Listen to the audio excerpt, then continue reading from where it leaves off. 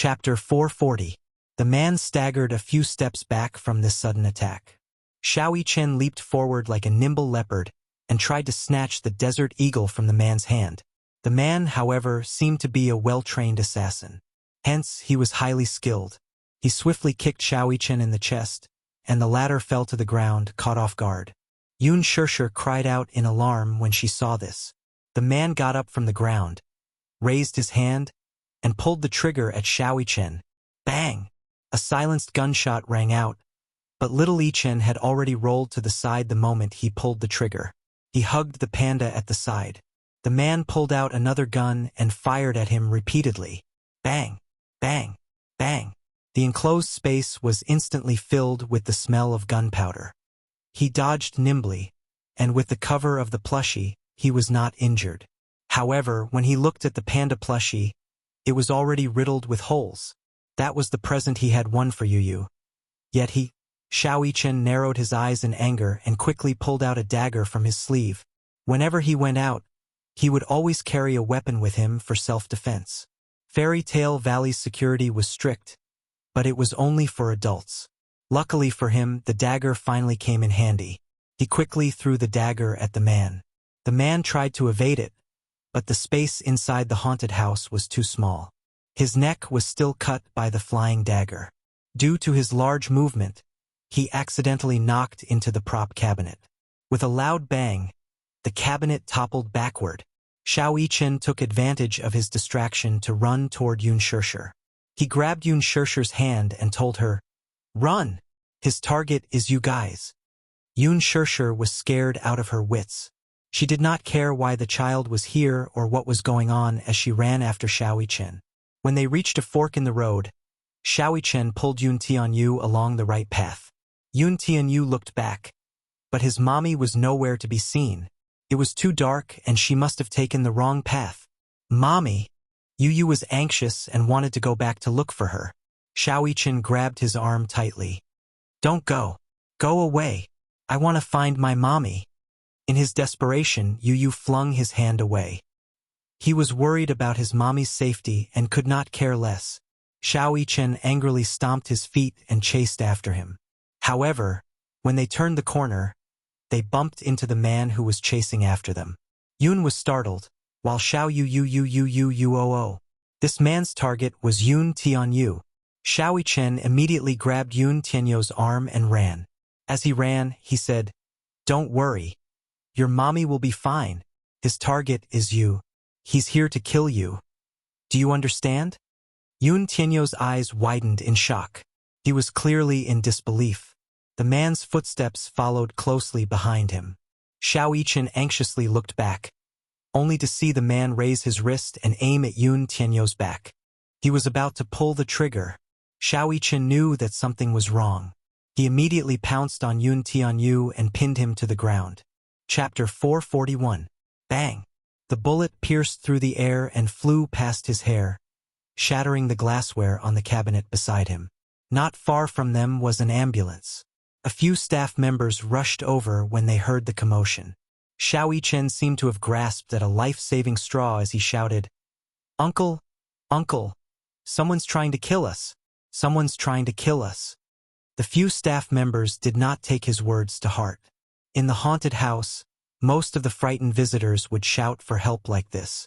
In fact, they were all frightened by the ghosts. Hence, they walked over and said with a smile, "Kids, don't be afraid. Uncle will bring you out." Halfway through their conversation, they saw that behind the two little munchkins, the man had yet to put away his gun. The cold muzzle of the gun was emitting a wisp of smoke. "Murder! Murder!" Before he could finish his words, a bullet pierced through his throat. Blood splattered on the wall. The pungent smell of blood permeated the air instantly. In the blink of an eye, the man's body fell limply to the ground, turning into a cold corpse. The other staff member was completely frightened and screamed, "Help! Help!" At this moment, a group of visitors was walking toward the exit.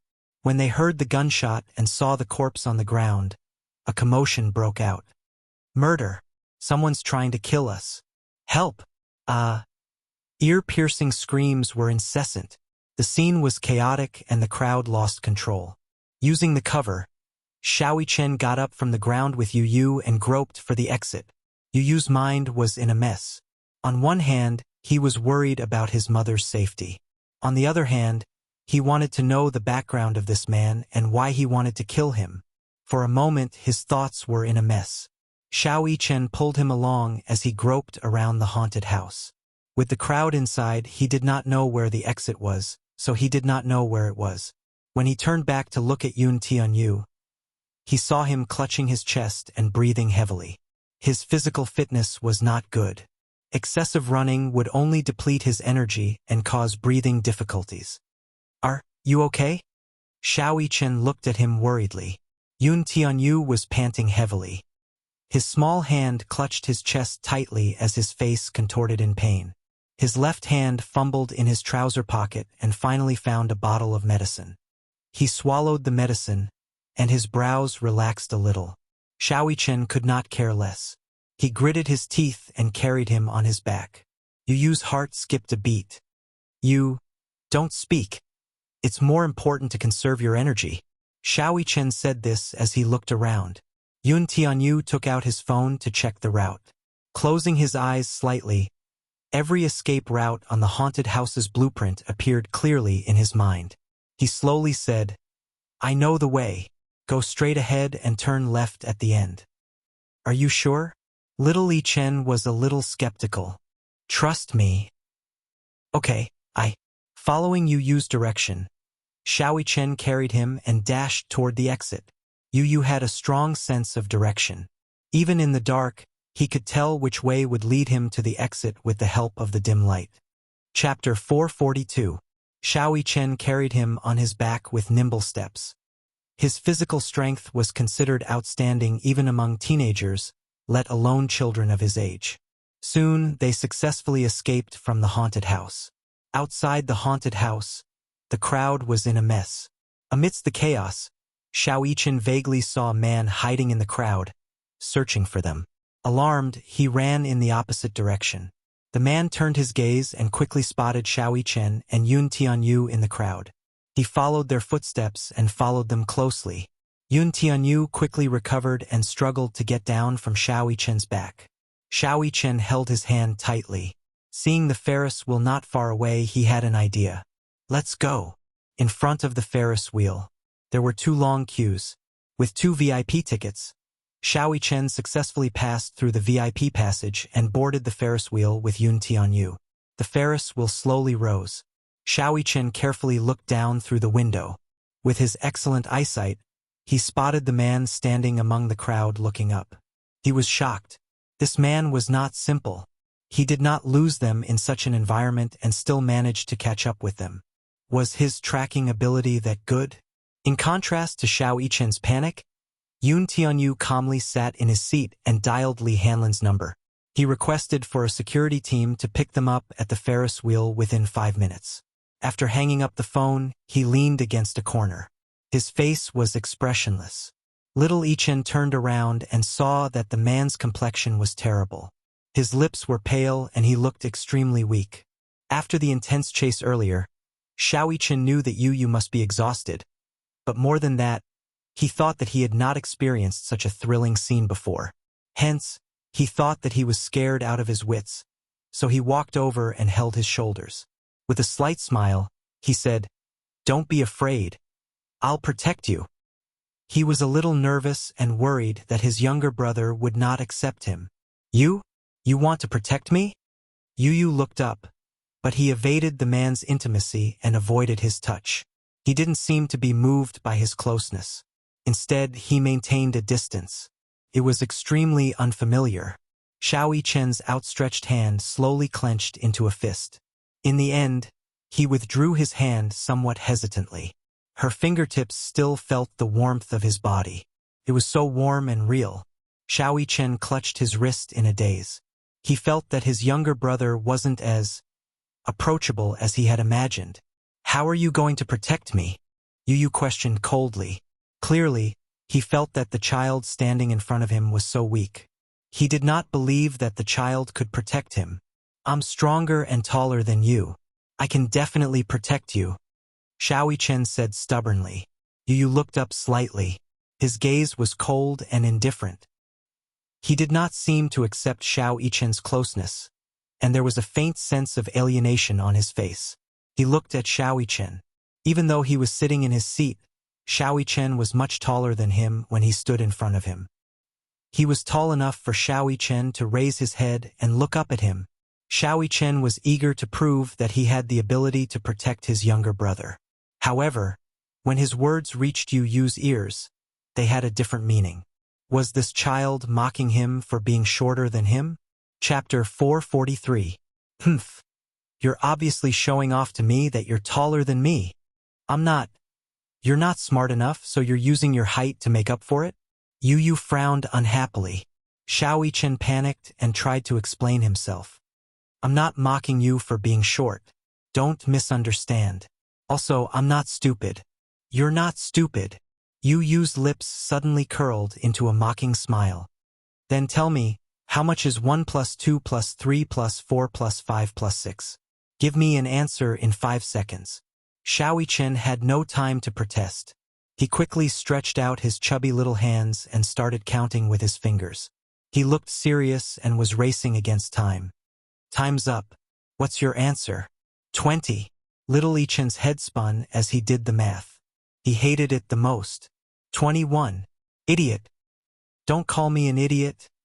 Little Chen pouted. His confidence had been smashed to smithereens, and he felt aggrieved. The little brother he tried his best to protect had such a vicious mouth. Moreover, he didn't seem to like him, but he really liked this little brother of his. He was different from the cold and arrogant attitude he had with other people. Standing in front of Yu Yu, he was more like a helpless older brother who had never tried to coax anyone. However, the way he looked at Yu Yu was gentle. The expression on his face was anxious and uneasy because he had been misunderstood. You caused me to be separated from Mommy. I don't want to talk to you.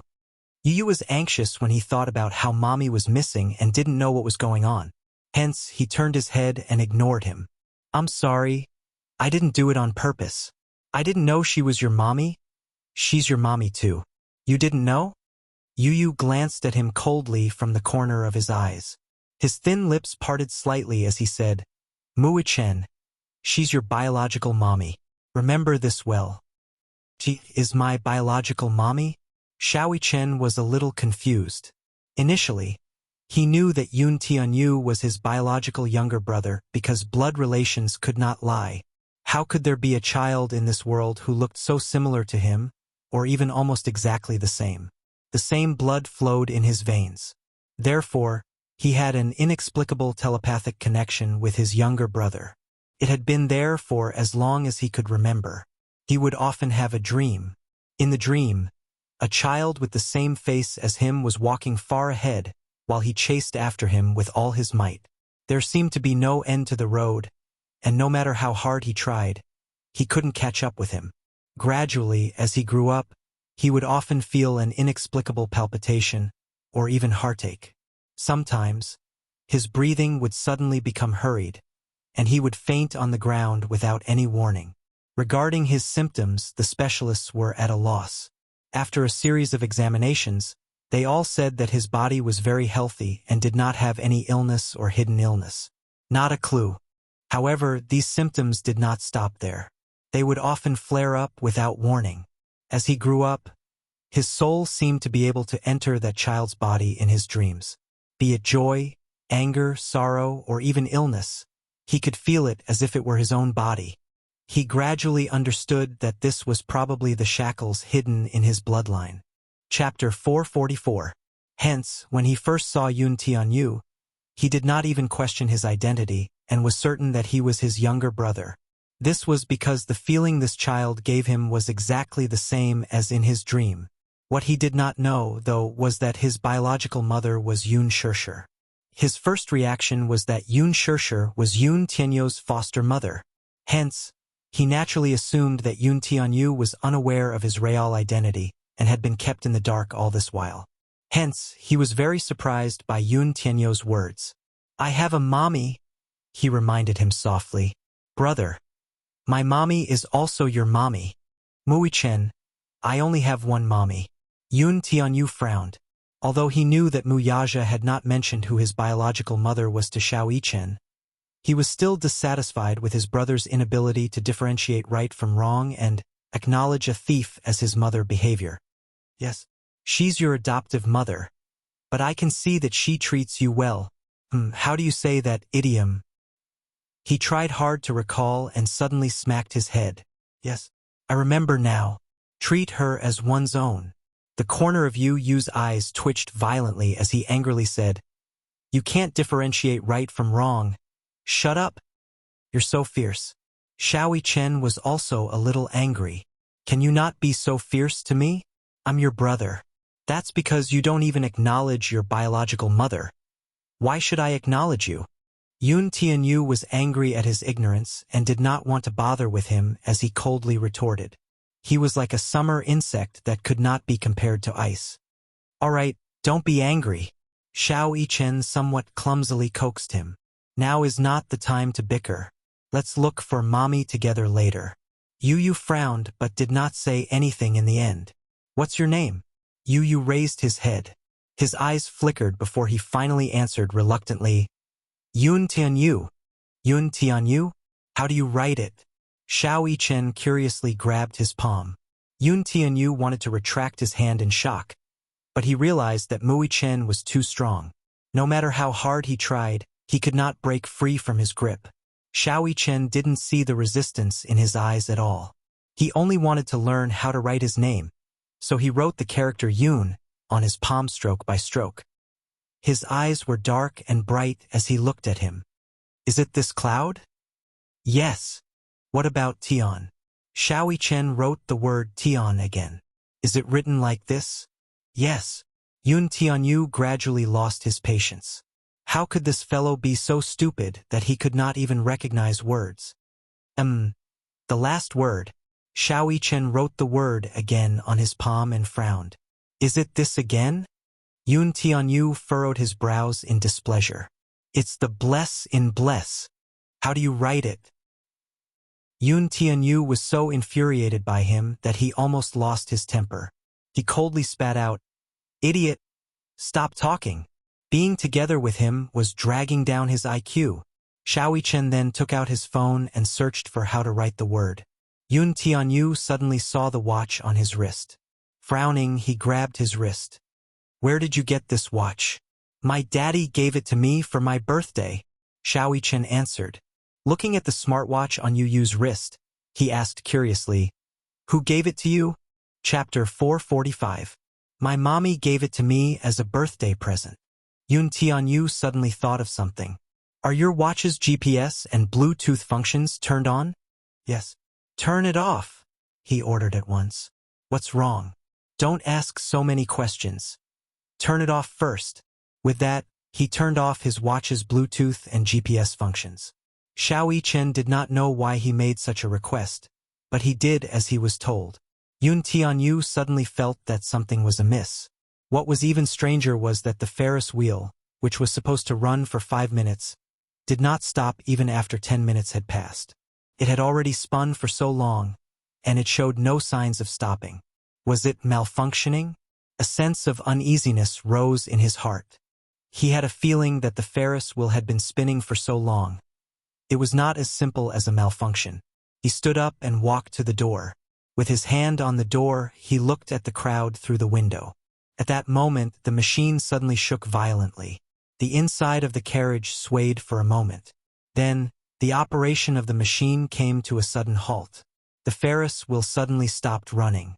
All the safety measures were removed, and the door lock was automatically unlocked. Due to the shaking of the carriage, Yun Tianyu's body swayed and he lost his balance. He quickly reached out to grab the door handle. However, he didn't expect that the door would be slowly pushed open with his support. At this moment, his entire body was leaning on the door. The door lock was suddenly unlocked, and the door opened outward. His body leaned toward the door. Yun Tianyu was shocked. At this moment, their carriage had stopped at the highest level. Below him was a few dozen meters in the air. The strong wind blew, messing up his hair. At this moment, he could not support his center of gravity and was falling. Yun Tianyo's face turned pale. This accident happened so suddenly that he did not even have time to react before his body fell halfway. Yu. At this critical moment, Xiao Yichen pounced on him and grabbed his arm tightly. High up in the air, Yun Tianyo's body hung outside the carriage. His feet were in the air, and one of his arms was barely hanging on to the edge of the carriage. His other arm was tightly held by Xiao Yichen. Even though he was fast, he was still dragged half a meter away by Yu. Yun Tianyu raised his head and saw Xiao Yichen's face turning red from overexertion. Blue veins gradually appeared on his forehead, and thick, cold sweat trickled down his cheeks. Yun Tianyu was a little surprised. His older brother's grip strength was amazing. Just one of his arms was enough to support his entire weight. Xiao Yichen struggled to hold on to his hand, but the car, which was suspended in mid-air, continued to sway uncontrollably. While bearing the weight of Yun Tianyu, it still had to maintain its center of gravity. He didn't know if the machine had malfunctioned or something else, but it just stopped moving. Xiao Yichen's body gradually slid out of the car. Seeing that the two little munchkins were about to fall out of the car, Xiao Yichen gritted his teeth and reached out to grab hold of the window. Only then did he manage to stabilize the situation. Yun Tianyo's arm, which was being held tightly by him, was obviously strained. The sharp pain from the tearing of his muscles made him break out in cold sweat. Xiao Yichen was not in a better state. His one arm was bearing almost all of Yun Tianyo's weight. If not for his training, his arm would have been dislocated by now. Chapter 446. Hold on to me. Don't let go. Xiao Yichen squeezed out these words with much difficulty. Yun Tianyu grabbed Mu Yichen's wrist. He could feel his trembling wrist. His heart ached as he looked at the latter's face, which was covered in cold sweat. He clenched his teeth tightly as he tried to think of a way to climb into the car. He knew that Xiao Yichen could not hold on for long. However, the car was already swaying due to the tilt. He could feel the vibrations coming from the car with just a slight movement. After a few attempts, Yun Tianyu gave up. At this moment, he had calmed down as fast as he could and was thinking of a way to turn the situation around. As he pondered, beads of cold sweat rolled down from his forehead to his cheeks and were blown away by the strong wind. On the one hand, it was because of his nervousness and fear. He knew very well that a child's endurance was limited. Even if little Yichen was unwilling to let go of his hand in order to save him, his arm would cramp, dislocate, or even break under the heavy weight for a long time. When that happened, both of them would lose control and fall to the ground. In order to hold on to him, Xiao Yichen exerted all his strength. He gritted his teeth so hard that he wanted to break them. He was so focused on this that he did not have the energy to think of anything else. The situation was at a stalemate. After being separated from the two little lads, Yun Shishir fumbled around the haunted house for quite some time. Perhaps it was because when a person was extremely worried about another matter, they would not be afraid of certain terrifying things. Therefore, when she accidentally fell to the ground and touched a prop of a rotten corpse, she did not feel the slightest bit of fear. She was only thinking about how the two children were doing. Were they all right? She was so worried that she was about to cry. She had a terrible sense of direction. When she finally found the first aid station, there was no one there. However, she was lucky enough to find a survival blueprint on the table. She held it in her hands as if she had found a treasure. Following the escape route outlined on the blueprint, she finally ran out of the haunted house. However, she saw that the crowd outside was in a mess, and there were people shouting for help from time to time. Yun Shishir kept searching for Yu and Xiao Yichen in the crowd. She was so anxious that her voice trembled. "Sorry, have you seen 2 6-year-old children? Hello, may I ask if you've seen the 2 children?" Many people turned their heads indifferently. In her anxiety, Yun Shishir heard someone in the crowd say, "Quick, go take a look. The Ferris wheel has malfunctioned, and the 2 children are trapped on it." When she heard this, she immediately pushed the crowd. She grabbed the man's collar and asked in a panic, "What did you say? You said that 2 children are trapped on the Ferris wheel?" "Yes." What kind of children are they? I can't see clearly. I only know that they are two children. As soon as he said that, Yun Shirshir immediately ran in the direction of the Ferris wheel. Chapter 447. Li Hanlin was on high alert. No matter who they were, even if they were children, he ordered them to stay away. When Yun Shirshir arrived at the scene, she was, without exception, chased away by the security personnel. She was in a daze as she was constantly pushed and even warned. As she was being pushed, she looked up and saw the two children hanging from the Ferris wheel. Her eyesight was not good, but from the color of their clothes, she could tell that the children hanging outside the window were Yu. Yu. She cried out in alarm and immediately struggled to get up. She cried and shouted, "The two up there are my children. Something happened to them. I can't leave. The security guards did not listen to her explanation.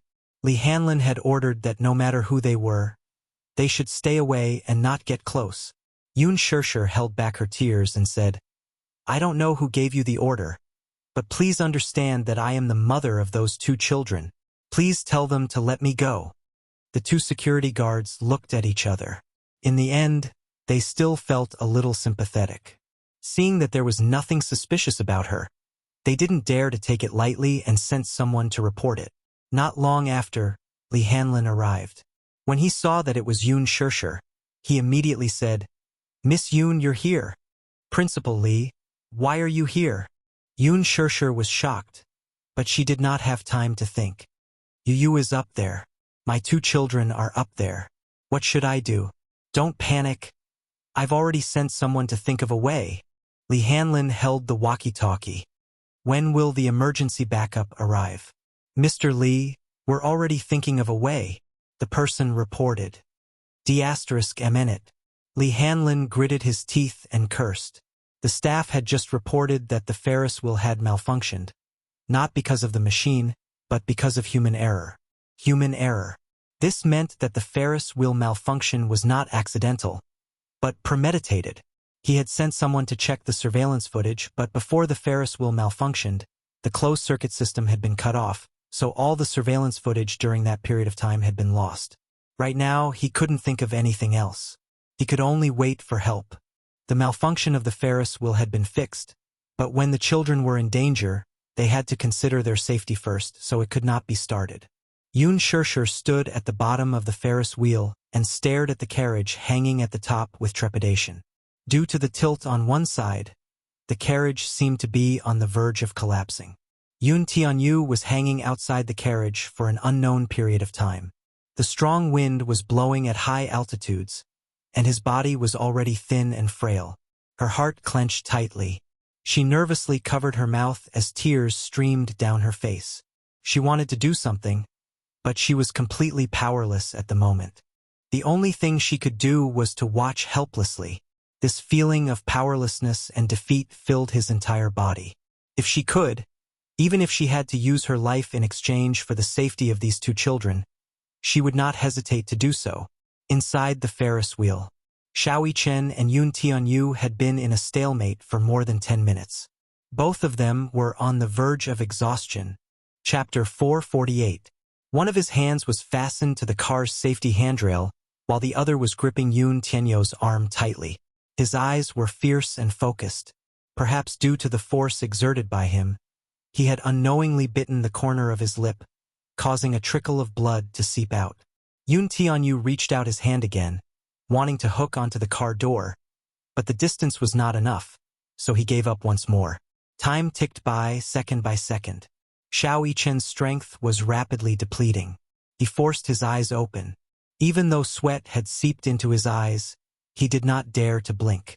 Xiaoyi Chen looked at Yun Tianyu and slowly said, "Yu, I don't think I can hold on for much longer." He knew how much strength he had left.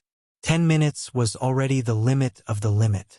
Not to mention a child, even an adult man would find it difficult to hold on for so long. It was already a miracle. He knew very well that if this continued, he would lose feeling in his arm due to numbness. It might even be dislocated or, worse, fractured. Yun Tianyu's emotions had calmed down, so much so that it was strange. He knew that it was not easy to hold on for so long. He also knew that Xiaoqian had done his best to save him without regard for his own safety. He was indeed at his limit now. He opened his mouth and wanted to tell him, "If you can't hold on any longer, just let me go. At least save one person." He also wanted to say, "If I'm doomed this time, you must protect Mommy on my behalf." However, before he could open his mouth, Xiaoqian calmly said, "Don't be afraid. I won't let go." Yun Tianyo's eyes lost focus as he dazedly raised his head to look at him with empty eyes. Under his overlapping and unfocused gaze, Xiaoqian changed from his usual cold and arrogant expression to one of doting gentleness. He lightly said, "I'm your brother. I'll protect you." Yun Tianyo's heart surged with shock when he heard this. Her tone was calm, her words were simple, and there were no fancy vows. However, her true feelings towards him were completely revealed. The corners of Yun Tianyo's lips, which were originally calm, slowly curled into a gentle smile. If he didn't give up, then he shouldn't give up either. Even if he had to risk it, he couldn't give up.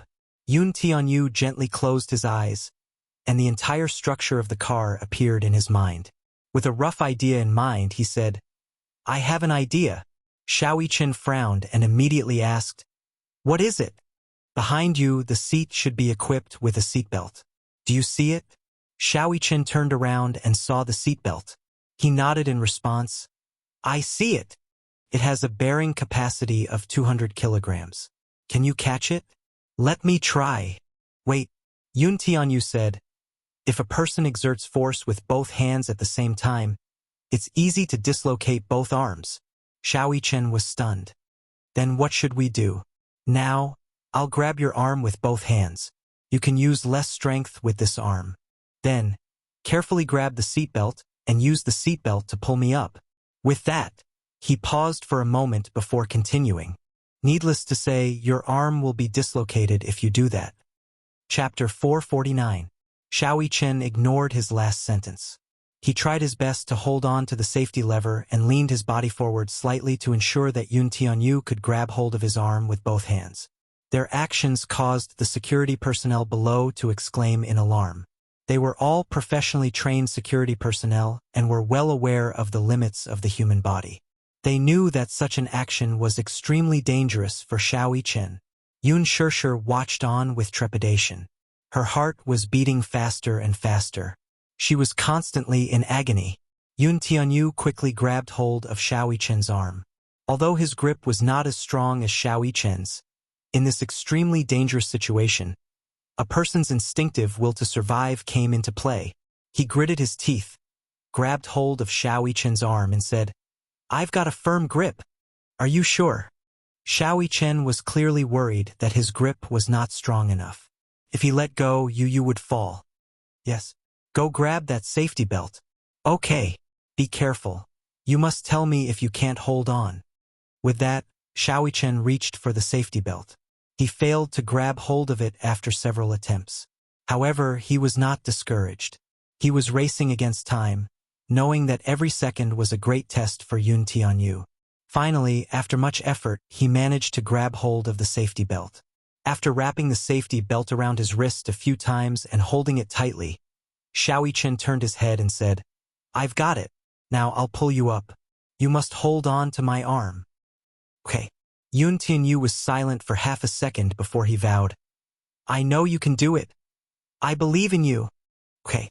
Xiaoqian smiled and began to pull him up with all his might. Gritting his teeth, he exerted the last bit of strength in his body and, with a low growl, dragged the boy into the car in an instant. As he pulled Yun Tianyu up, his elbow was dislocated with a crack. Yun Tianyu's left wrist was also dislocated because he exerted too much force. The two little lads rolled into the car. Yun Tianyu quickly grabbed hold of the other safety belt and put it on his shoulder to stabilize his center of gravity. Below them, a series of cheers could be heard. Yun Shishir was stunned for a long time. Her eyes widened in disbelief. The two little guys actually saved themselves. "Oh God, this is a miracle."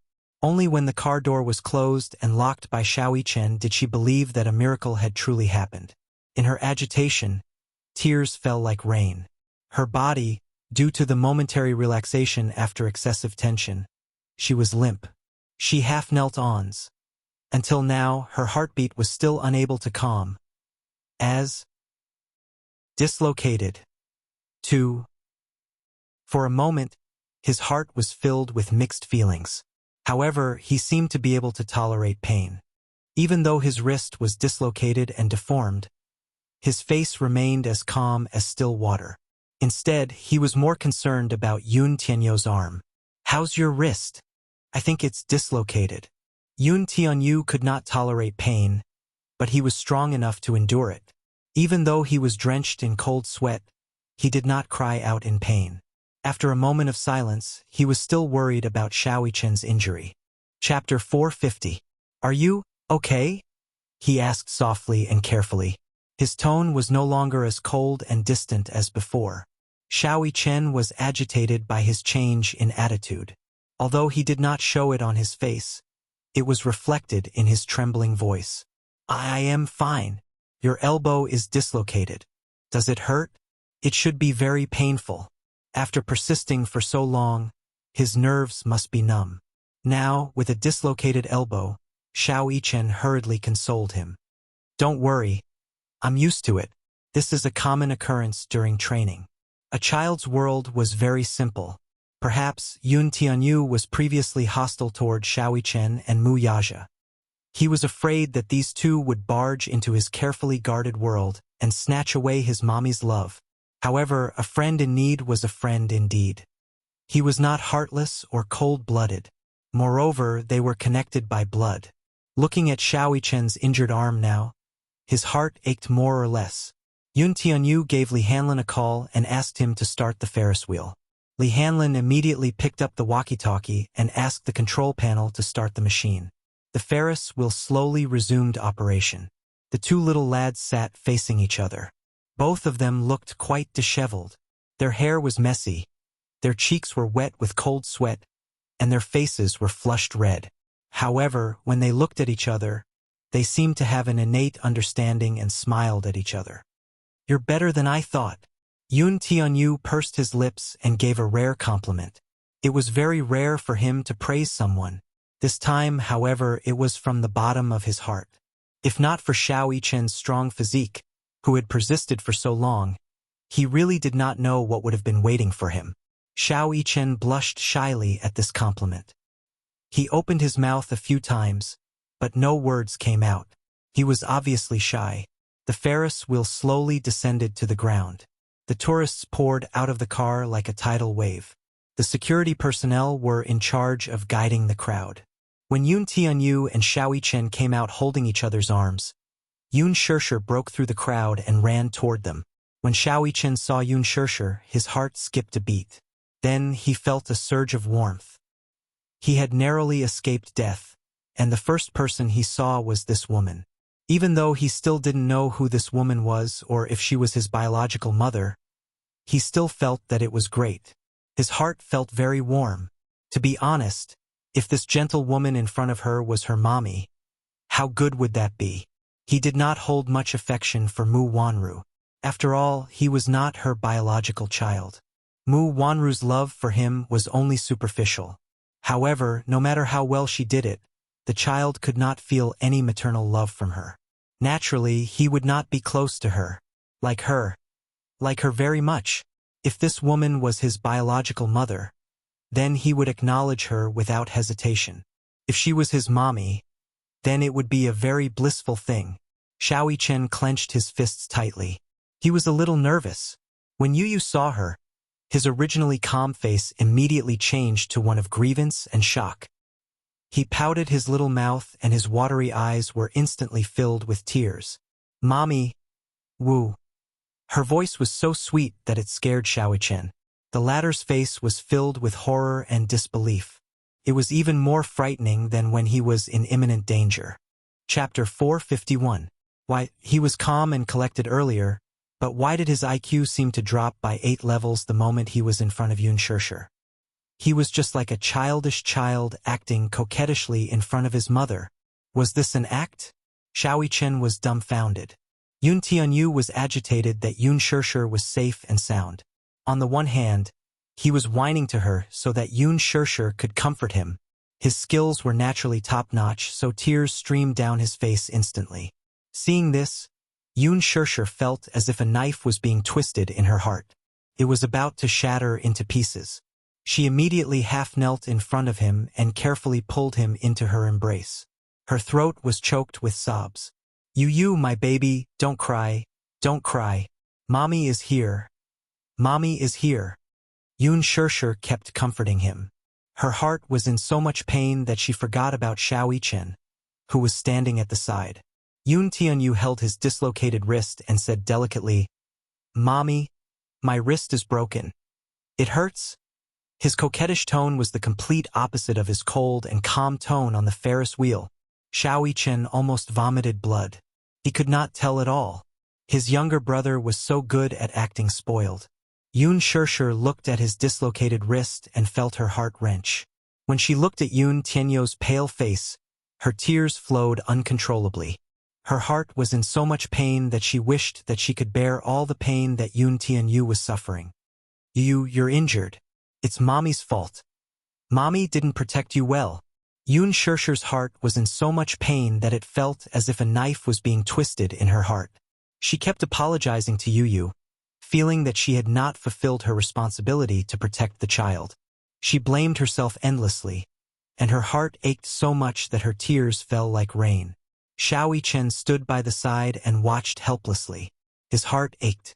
He suddenly remembered that today was his birthday. It was supposed to be a happy birthday with his father, but the Song sisters came uninvited. Not only did they disturb the birthday atmosphere, but they also sowed discord and made his father angry with him.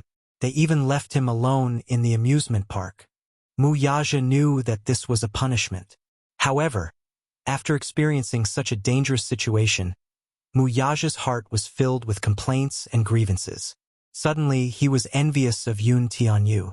It was great to have a mother who doted on him so much. It wasn't just a little, but a lot of envy that seeped deep into his bones. He was so envious that he was a little jealous. He felt that Yun Shirshir's body was like a warm sun. When he got closer, he felt warm. Xiao Chen pursed his lips and greedily took a careful step toward Yun Shirshir's direction.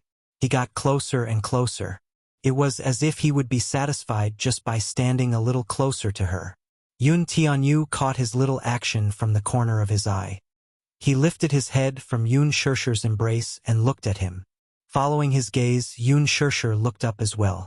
Yun Tianyu subtly shrunk his body and gave Yun Shirshir half the space in her embrace.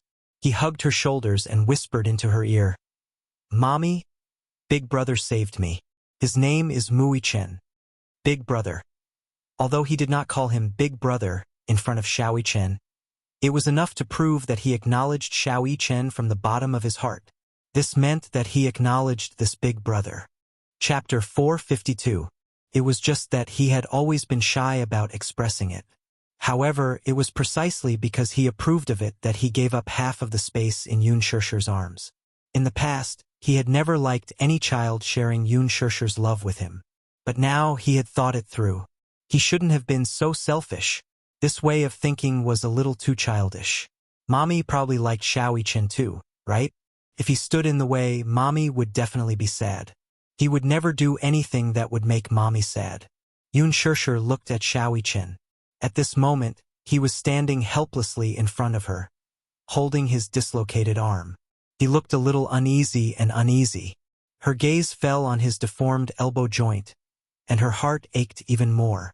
She didn't know why he was in this amusement park, and she didn't know why he suddenly appeared to save them. Yes, she was saved by this child. He was only 6 years old, but he saved her and Yu in the nick of time. She was very grateful and touched by him, but more than that, she was flustered after surviving a disaster. However, she didn't dare to speak. If she was too proactive, she was afraid that she would scare the child or cause him to reject her. Thus, she asked carefully, "Xiao Chen, are you okay?" Hearing her call his name, Xiao Chen widened his eyes in shock. His eyelashes trembled slightly, and his lips couldn't help but tremble. He hadn't shed a single tear during that dangerous moment, but now his eyes were slightly moist. Her voice was so gentle, like a warm little spring that flowed into his heart. His body, which had turned cold from fear, suddenly warmed up.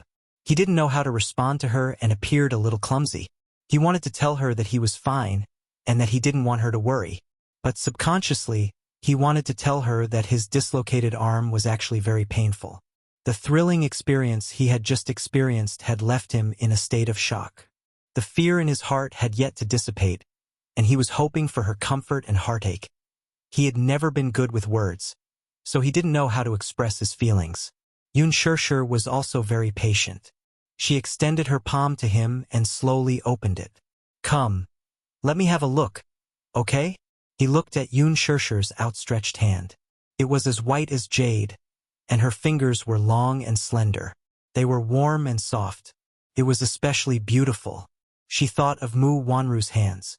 They were bony with thin joints and looked like 5 sharp knives. On the other hand, Yun Shirshir's hands were beautiful. Xiao Chen nodded timidly. He took a step closer to Yun Shirshir and tried to look at her face. However, he saw that she was looking at him gently, patiently, and warmly. Xiao Chen's heart seemed to be touched by this smile. The mother and son seemed to have a telepathic connection as they walked towards her. Yun Shirshir carefully put her arm around his shoulders, and Xiao Chen took the opportunity to lean into her embrace. However, he carefully hid his hands behind his back. He didn't want her to worry. Yun Shirshir's sharp eyes caught this small movement of his. Sometimes, although these two children didn't grow up together, they would often do the same thing. In the past, Yu was also afraid that she would be worried and upset, so he didn't tell her about certain things. "Your hand is injured? Let me have a look." She couldn't hide the worry on her face, and the heartache in her eyes was almost visible. Chapter 453. Xiao Chen shook his head. He was clearly the one who was injured, yet he was the one comforting her. "It's all right. It doesn't hurt." "How can it not hurt? Let me see." Yun Shirshir could not help but let go of his hand. She carefully lifted his arm and, as expected, his elbow was dislocated and deformed. Her heart ached so much that her fingertips trembled uncontrollably. With a lump in her throat, she said sadly, "It must be very painful." The thought of the earlier scene made his heart palpitate. The Ferris wheel had stopped, and Yun Tianyo's entire body was hanging outside the carriage. If not for little Ichen's tight grip on his arm, the two lads would most likely have met with misfortune. It was so high up, dozens of meters. It was as high as a 20-story building. What if they fell? They would definitely be smashed to pieces. She had almost lost her 2 children. At that critical moment, she could not do anything and could only watch helplessly as her imagination ran wild. Yun Shirshir still felt a lingering fear at the thought of that tragic scene. "Thank you for saving Yu. Thank you." Yun Shirshir was extremely grateful to this child. Her heart ached so much that tears fell from her eyes as she hugged the 2 disheveled children. Her heartache seemed to have infected Xiao Chen as well. He opened his mouth and tried several times to call out that warm and unfamiliar word, but in the end, he only managed to utter a few vague syllables. Inside, he kept repeating, "Mommy, Mommy." It was very strange. The woman before him was clearly a stranger, yet it was so magical that there was a special bond between mother and son. Even though he had not been with her for the past 6 years, he still could not help but feel an inexplicable closeness toward her. She could give him warmth that Mu Wanru could not. However, what he knew all this while restrained him, so he could not easily call out those 2 words. Even so, he still yearned for this warmth from deep in his heart. The ambulance arrived in no time. Xiao Chen and Yu were carefully placed on stretchers and carried into the ambulance. Yun Shirshir followed closely behind the medical team. Along the way, the nurses performed various basic tests on them. Yun Shirshir, who was standing at the side, felt her heart clench as she repeatedly asked about the 2 children's condition. The nurses hurriedly comforted her, saying that there was no danger from the preliminary tests. As for the rest, they would have to undergo further tests at the hospital to confirm their condition. They told her not to worry too much. After all, the 2 children were still in good spirits. Other than their dislocated hands, There should be no other major issues. Only then did Yun Shusher's heart. Yu's a little tired. Her lips curled into a smile as she patted her son's head. Close your eyes and sleep. We'll be at the hospital soon. Mommy, you must tell the doctor that Yu is afraid of pain. You have to be gentle and not rough. The little boy warned with a serious expression.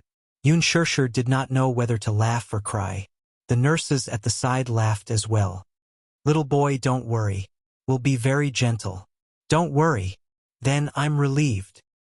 His brows relaxed as if he had heaved a sigh of relief. His witty sigh made the nurses smile again. This little guy is so cute. He looks so fresh and his skin is so tender. He's so handsome. Yes, he'll definitely be very handsome when he grows up. I'm afraid he'll charm many little girls. Chapter 454. Yun Shusher shifted her gaze to Xiao Chen. He was lying there motionlessly, but his gaze never left her. He was captivated by her every frown and smile. Xiao Chen blushed when he saw Yun Shusher looking at him. He shyly averted his gaze and felt so awkward that he didn't know where to place his hands. Yun Shusher slowly reached out and placed her hand on his. Her warmth traveled from the back of his hand all the way to his heart. Xiao Chen's face turned even redder. His heart thumped furiously, and he was so nervous that he didn't dare to look at her. Are you alone? Yun Shusher asked. Why don't I see your daddy? Xiao Chen's face darkened slightly at the mention of Wuxia. He doesn't want me anymore. He felt so aggrieved that his eyelashes fluttered down. How could that be? He dotes on you a lot. But he doesn't want me anymore. Really? Xiao Chen clenched his fists so tightly that his fingertips almost pierced through his palms. Don't overthink it. What exactly happened? Yun Shusher comforted him. After being guided patiently, the little fellow finally told him the whole story. He told her about how Wuxia had given him a surprise birthday present and how he wanted to accompany him to Fairy Tale Valley to the Song Sisters coming over to cause trouble. In the end, he talked about how his father had gotten angry with him because of Song and Shi, and even left him alone in the amusement park. He told him everything in detail, no matter how big or small. Originally, he shouldn't have shed tears, but children were usually pretentious in front of their mothers. As he spoke, his eyes reddened, and tears flowed down his cheeks uncontrollably. This matter had obviously hurt him deeply. Yun Shusher's heart ached when she heard it. She couldn't believe that Wuxia was such a cold-blooded father that he would leave his child alone in such a huge amusement park. She also learned from Li Hanlin that before Wuxia left, he had specifically instructed Li Hanlin to take good care of Xiao Chen. Although she couldn't agree with how Wuxia had entrusted his child to an outsider, Yun Shusher still believed that Xiao Chen was still in his heart. Although Xiao Chen shouldn't take full responsibility for the previous incident, it was inevitable that he would let his emotions affect his decisions and solve the problem in the wrong way. As a parent, she should patiently guide him until he untangled the knot in his heart. Perhaps a father's love wasn't as delicate as a mother's love, so he couldn't solve the problem from the root. At this time, what she should do was to straighten out the knot in the child's heart and let him understand his father.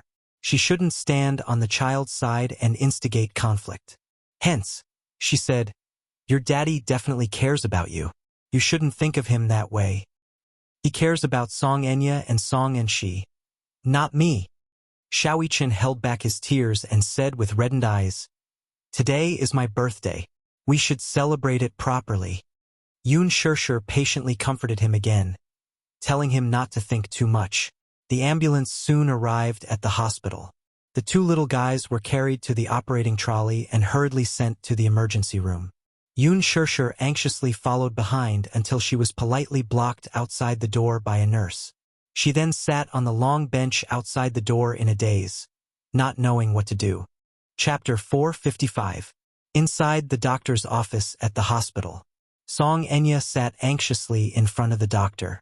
The doctor looked at her, then at the man standing behind her with a cold expression. He slowly said, The child has a soft tissue contusion on his head, and he has a mild concussion. The wound has been disinfected and stitched up. Don't let it come into contact with water for the next few days, and avoid spicy food. Stitches? Song Enya was startled and could not help but interrupt him. Yes, how can he not be stitched up? The wound is a little deep. The child probably fell down the stairs and hit his head on the corner. The doctor adjusted his glasses and spoke in a more respectful tone. If it were any other patient, he would have long lost his patience after being interrupted repeatedly. However, he knew this woman's identity, so he treated her with utmost politeness and caution, regardless of whether he offended her.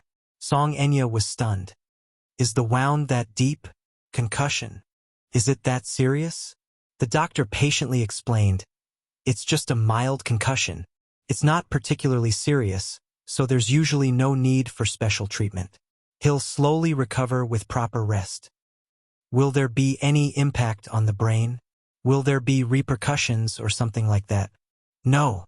The doctor rolled his eyes inwardly. How can it be that serious? This woman is simply medically illiterate.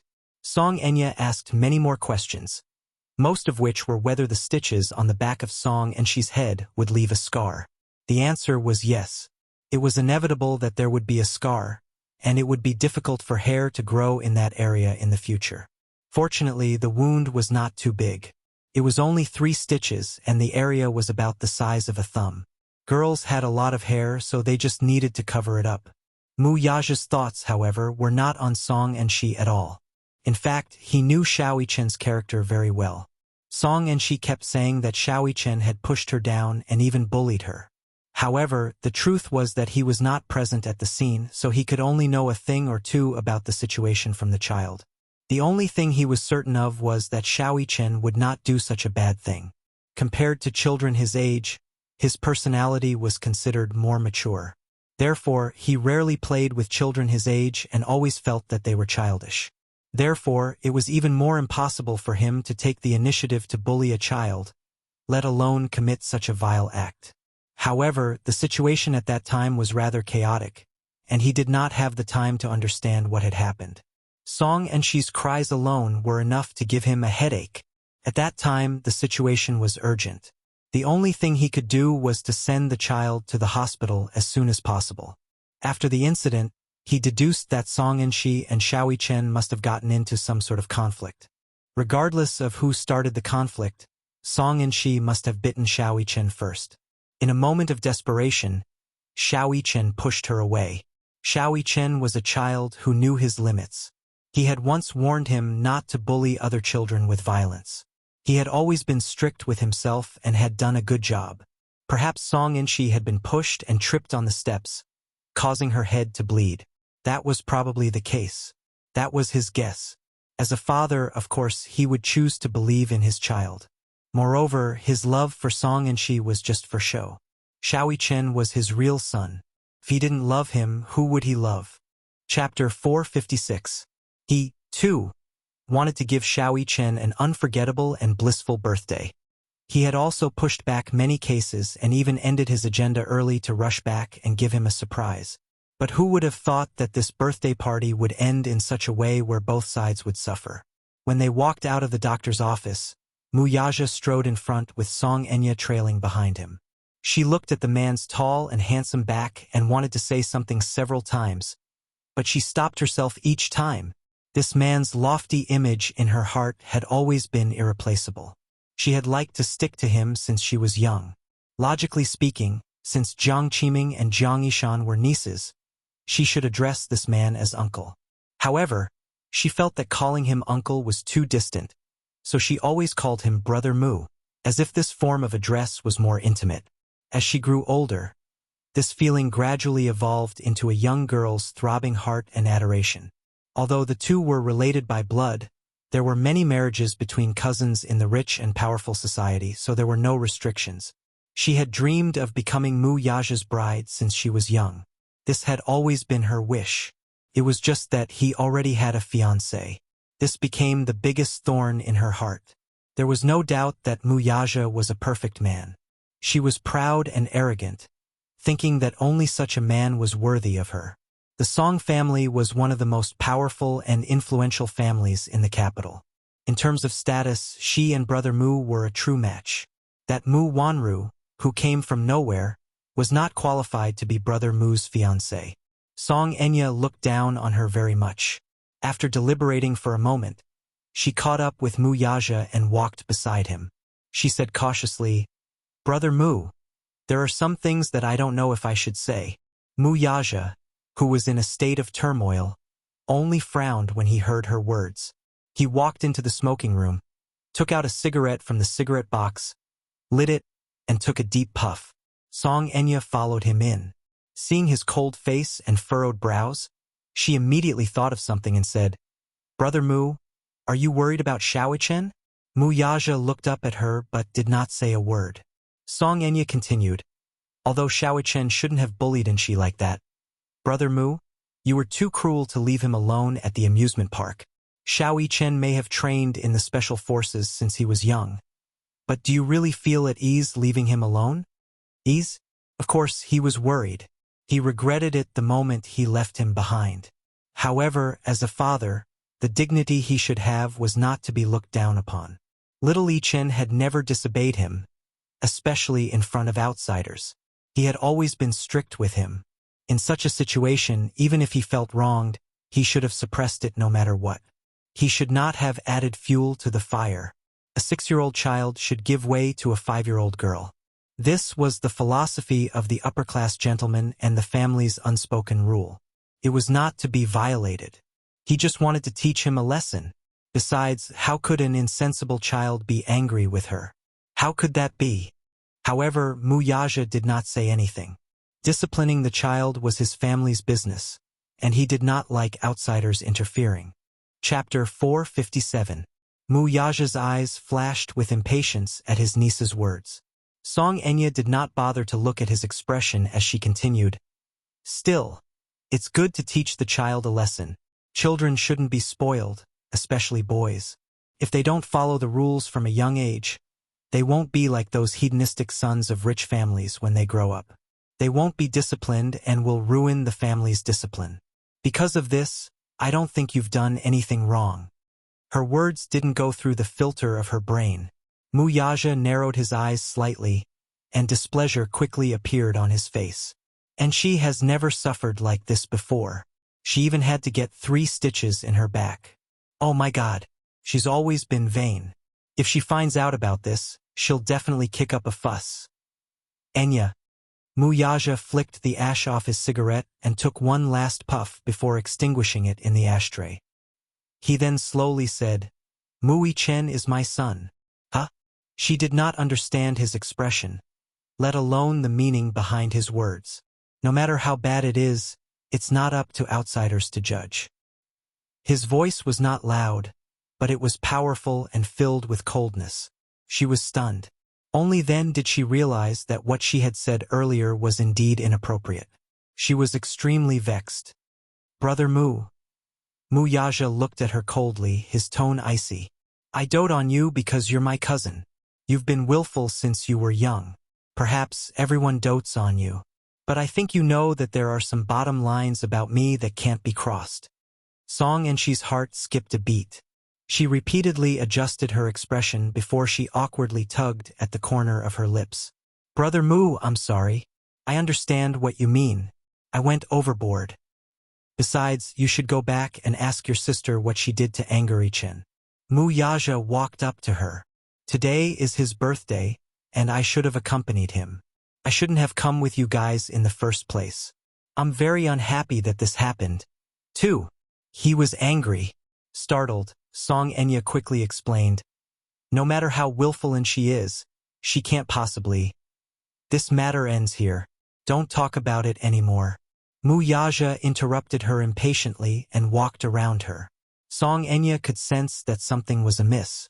Feeling vexed at her self-righteous attitude earlier, she hurriedly chased after him. Ouch, ouch, ouch. There were 2 special-grade intensive care beds in the ward. By the time the 2 little fellows were wheeled out of the emergency room, their dislocations had already been fixed. Xiaoichen's injuries were slightly more serious, so they still needed to be fixed with bandages for a few days. The 2 little munchkins were dislocated and had some abrasions. Xiaoichen had hit his head in the car and had a slight concussion. However, it wasn't serious. He would recover after a few days of rest. The doctor patiently told Yun Shirshir about some taboos, and Yun Shirshir listened attentively. Throughout the entire process, Mu Yichen's face was tense. Even when his arm was reattached, his brows did not crease at all. He looked very brave. Yun Tianyu, on the other hand, could not bear the pain. However, when he saw Mu Yichen's strong look, he instinctively felt that he was too strong. With him as an example, no matter how much pain Yun Tianyu was in, he was too embarrassed to shed tears. Hence, he did not cry like other children. The doctor and nurses were surprised. A 6-year-old child usually did not have the ability to endure pain. Chapter 458. If it had been any other child, he or she would have burst into tears when the arm was reattached with this kind of injury. The nurses would have had to constantly coax him or her. Although it was a small injury, the reattachment was very painful. It was enough to frighten many timid children. However, these two little fellows were surprisingly patient. It was as if they were in a competition. Neither of them cried or made a fuss. The two little fellows were worry-free, and the doctor felt much more at ease. He quickly completed the simple treatment of the injury. Because of this, he could not help but praise Yun Shirshir. "Your two children are so brave. They didn't even cry." When Yun Shirshir heard this, she did not know whether to be happy or worried. She always felt that when an outsider praised her two 6-year-old children for being sensible, obedient, and mature, as a mother, other than feeling gratified, she also felt a little upset. When they returned to the ward, because Xiaoyichen's injury was more serious and he needed to be hospitalized, Yun Shirshir hurriedly withdrew some money to pay for the hospital fees. She also bought some fruits and desserts. Children probably all like sweets.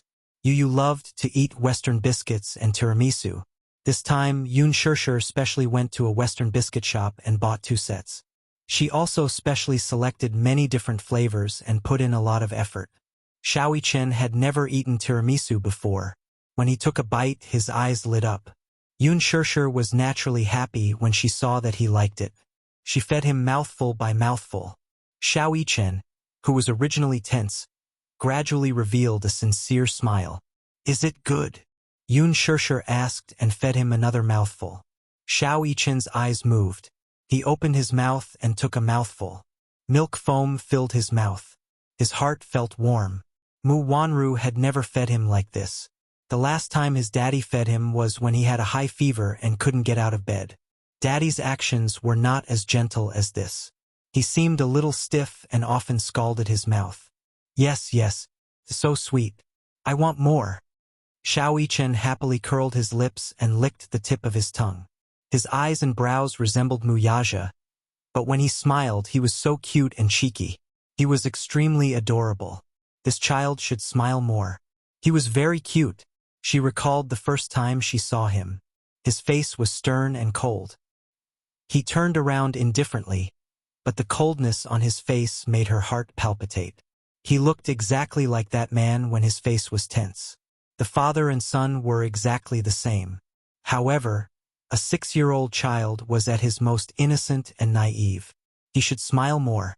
Yun Shirshir's mood brightened as she fed him spoonful after spoonful. Soon, the box of tiramisu.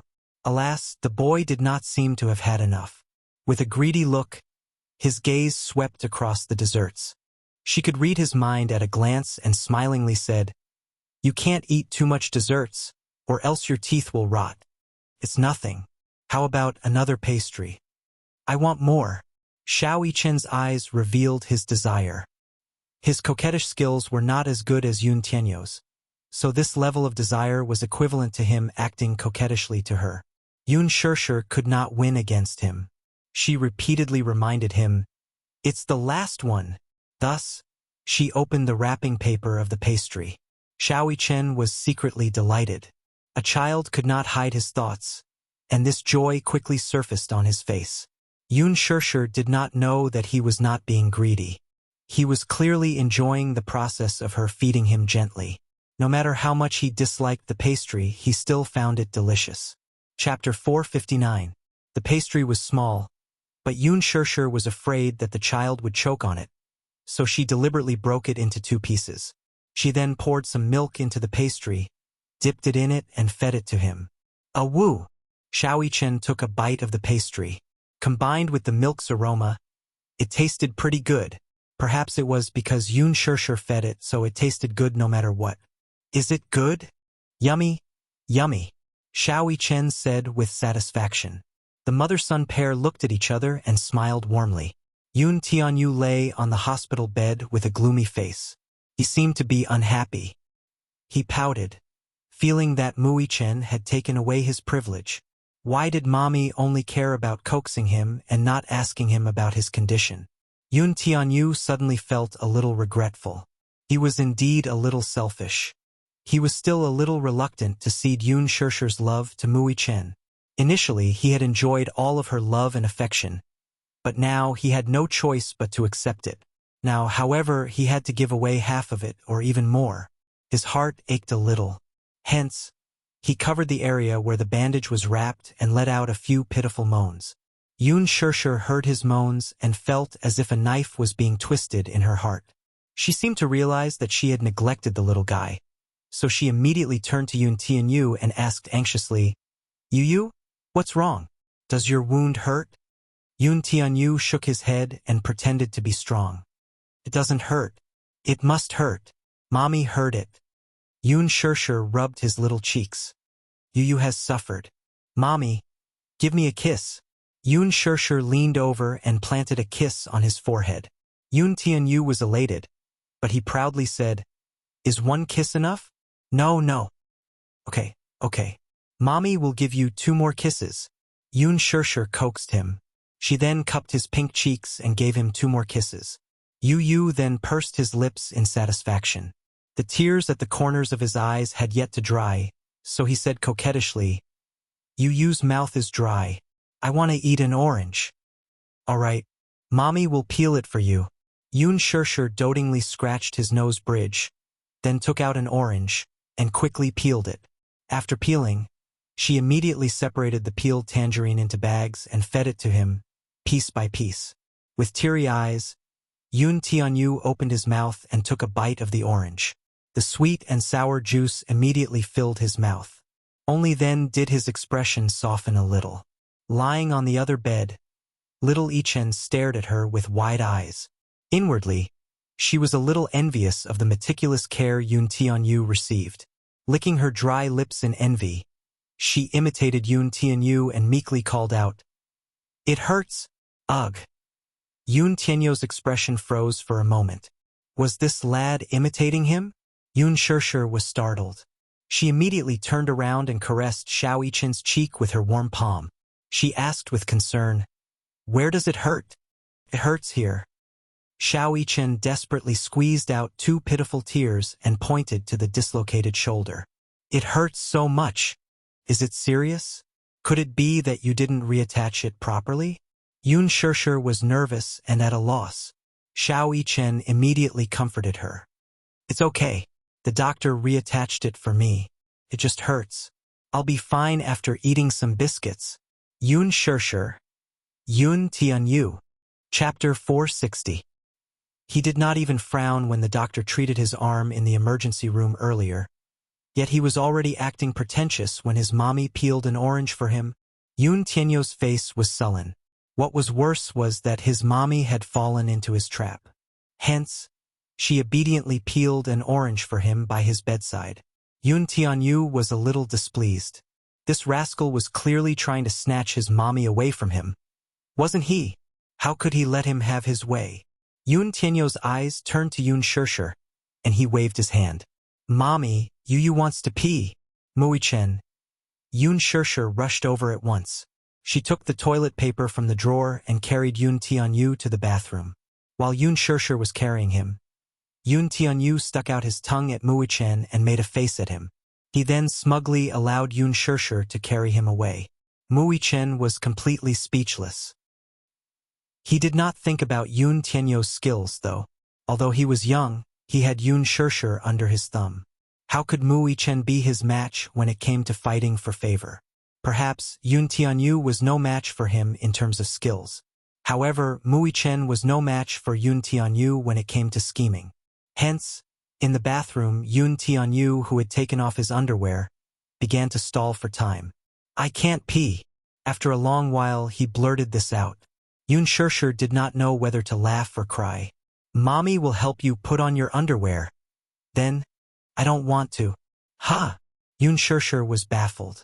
After a long while, Yoon Tian-yu said, I think I want to pee. Yoon Shirshir's lips twitched. All right, call me mommy when you're done. Hence, Yoon Shirshir was in a hurry to leave. Yoon Tian-yu pouted and said aggrievedly, Mommy, don't go. I don't feel anything after you leave. Yoon Shirshir fell silent. What does it feel like to poop? He explained matter-of-factly, it's a feeling of security. Yoon Shirshir, what was the meaning of this? After Mommy left, Yu became restless. Yu is afraid of being alone. He was quite good at using idioms. Most importantly, she had never seen him so clingy. In the past, not to mention going to the bathroom, he could even go to school alone. Why now? Yoon Shirshir, on the other hand, was a meticulous person. She found it strange for a moment, but she quickly figured out what he was thinking. Hence, she squatted down and calmly looked into his eyes. Yoon Tian-yu looked at her, too, only to be stunned by her odd expression and the teasing look in her eyes. Mommy, what's wrong? Let me guess. Yoon Shirshir asked casually. Is my little Yu jealous? She guessed it right away. Yoon Tian-yu kept quiet and did not say a word. He still felt a little awkward in his heart. Yoon Shirshir saw him lowering his head in silence and knew that she had guessed correctly. Hence, she cupped his little face and kissed his pouting lips. Her warm lips planted a soft kiss on his lips. Yoon Tian-yu's face quickly turned red from shyness. Mommy? Yu, do you know? He's your older brother. I know, Yoon Tian-yu said slowly. He's my older brother. We have the same father and mommy. Yoon Shirshir was a little surprised to hear that. So he knew all about it? She was quite surprised. Chapter 461. That's right. The two children should know when they meet. Children's minds can be very delicate and sensitive at times. Yoon Shirshir caressed his head and guided him patiently. That's why you two should get along well. But his brows furrowed as he struggled internally. He knew that he was a little selfish and perhaps a little narrow-minded. Initially, he wanted to generously give half of his mommy's love to Mui-chen, but when he really did so, he was conflicted and reluctant to do so. This was especially so when he saw how gentle Yoon Shirshir was to Mui-chen. His heart felt a little sour and stuffy. There was a lump of pent-up anger in his heart that could not be vented or dissipated. He felt very upset. He could not really share his mommy's love with Mui-chen. Yoon Shirshir's heart clenched when she saw his aggrieved and upset expression. She then asked, But what? But, Mommy, you loves you, and Mommy loves you, too. That Mui-chen, doesn't he have his daddy? It's enough that he has his daddy's love. Why does he have to fight with Yu for Mommy? He's not fighting with you for Mommy. Yu's face suddenly showed an unprecedented panic and uneasiness. He grabbed Yoon Shirshir's hand and held it tightly in his palm. But he's clearly fighting with Yu. Mommy belongs to Yu.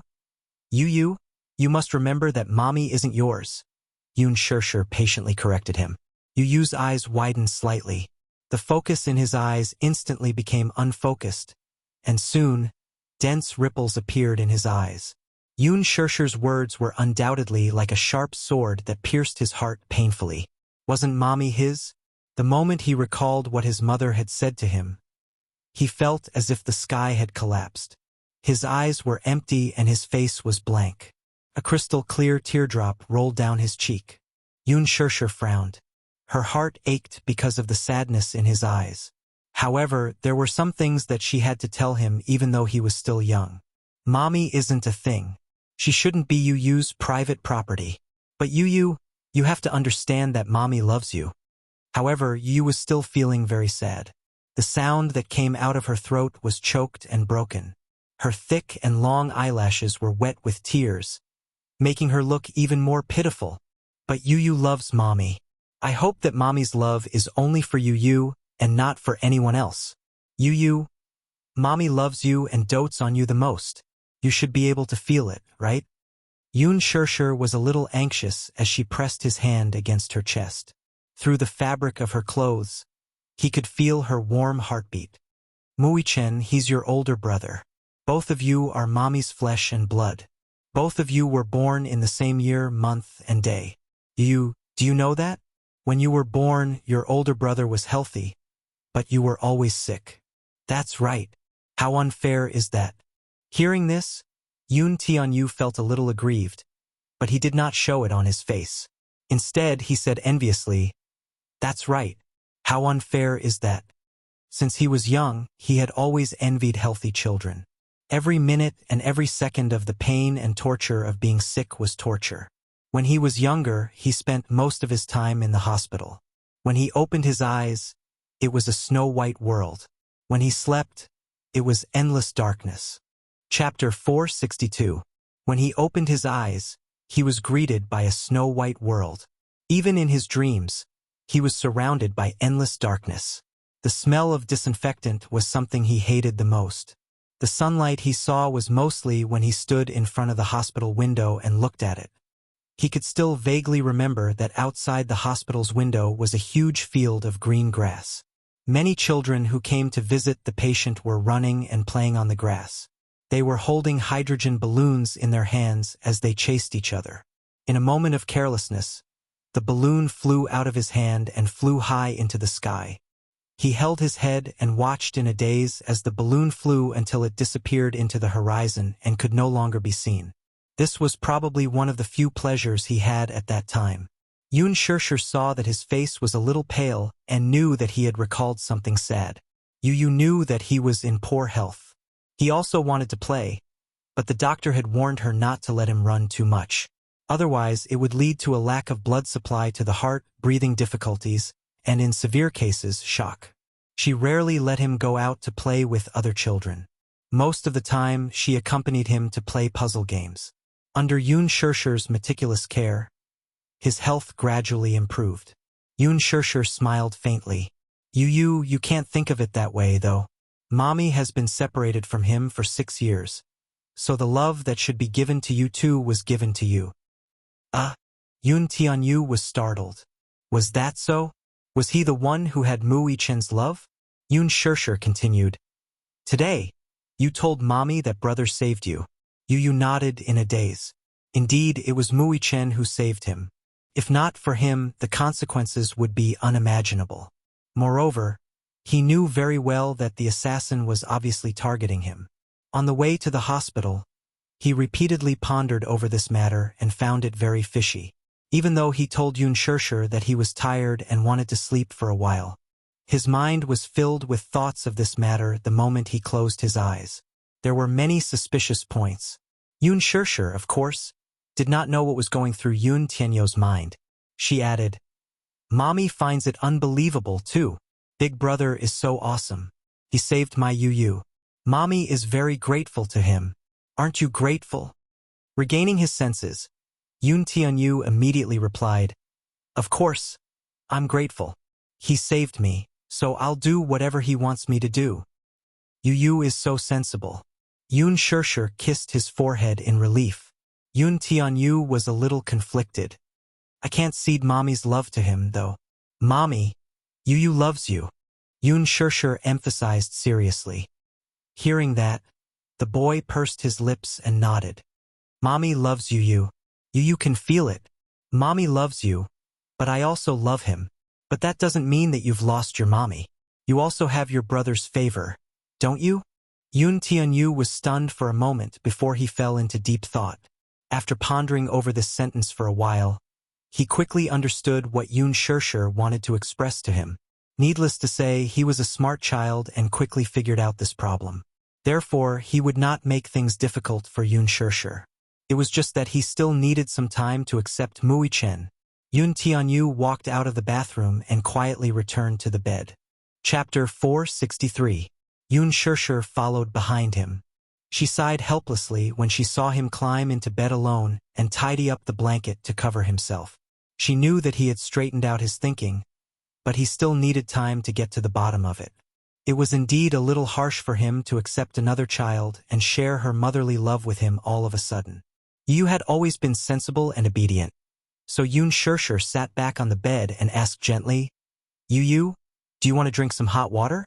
Yes, I do. Yu pursed his lips.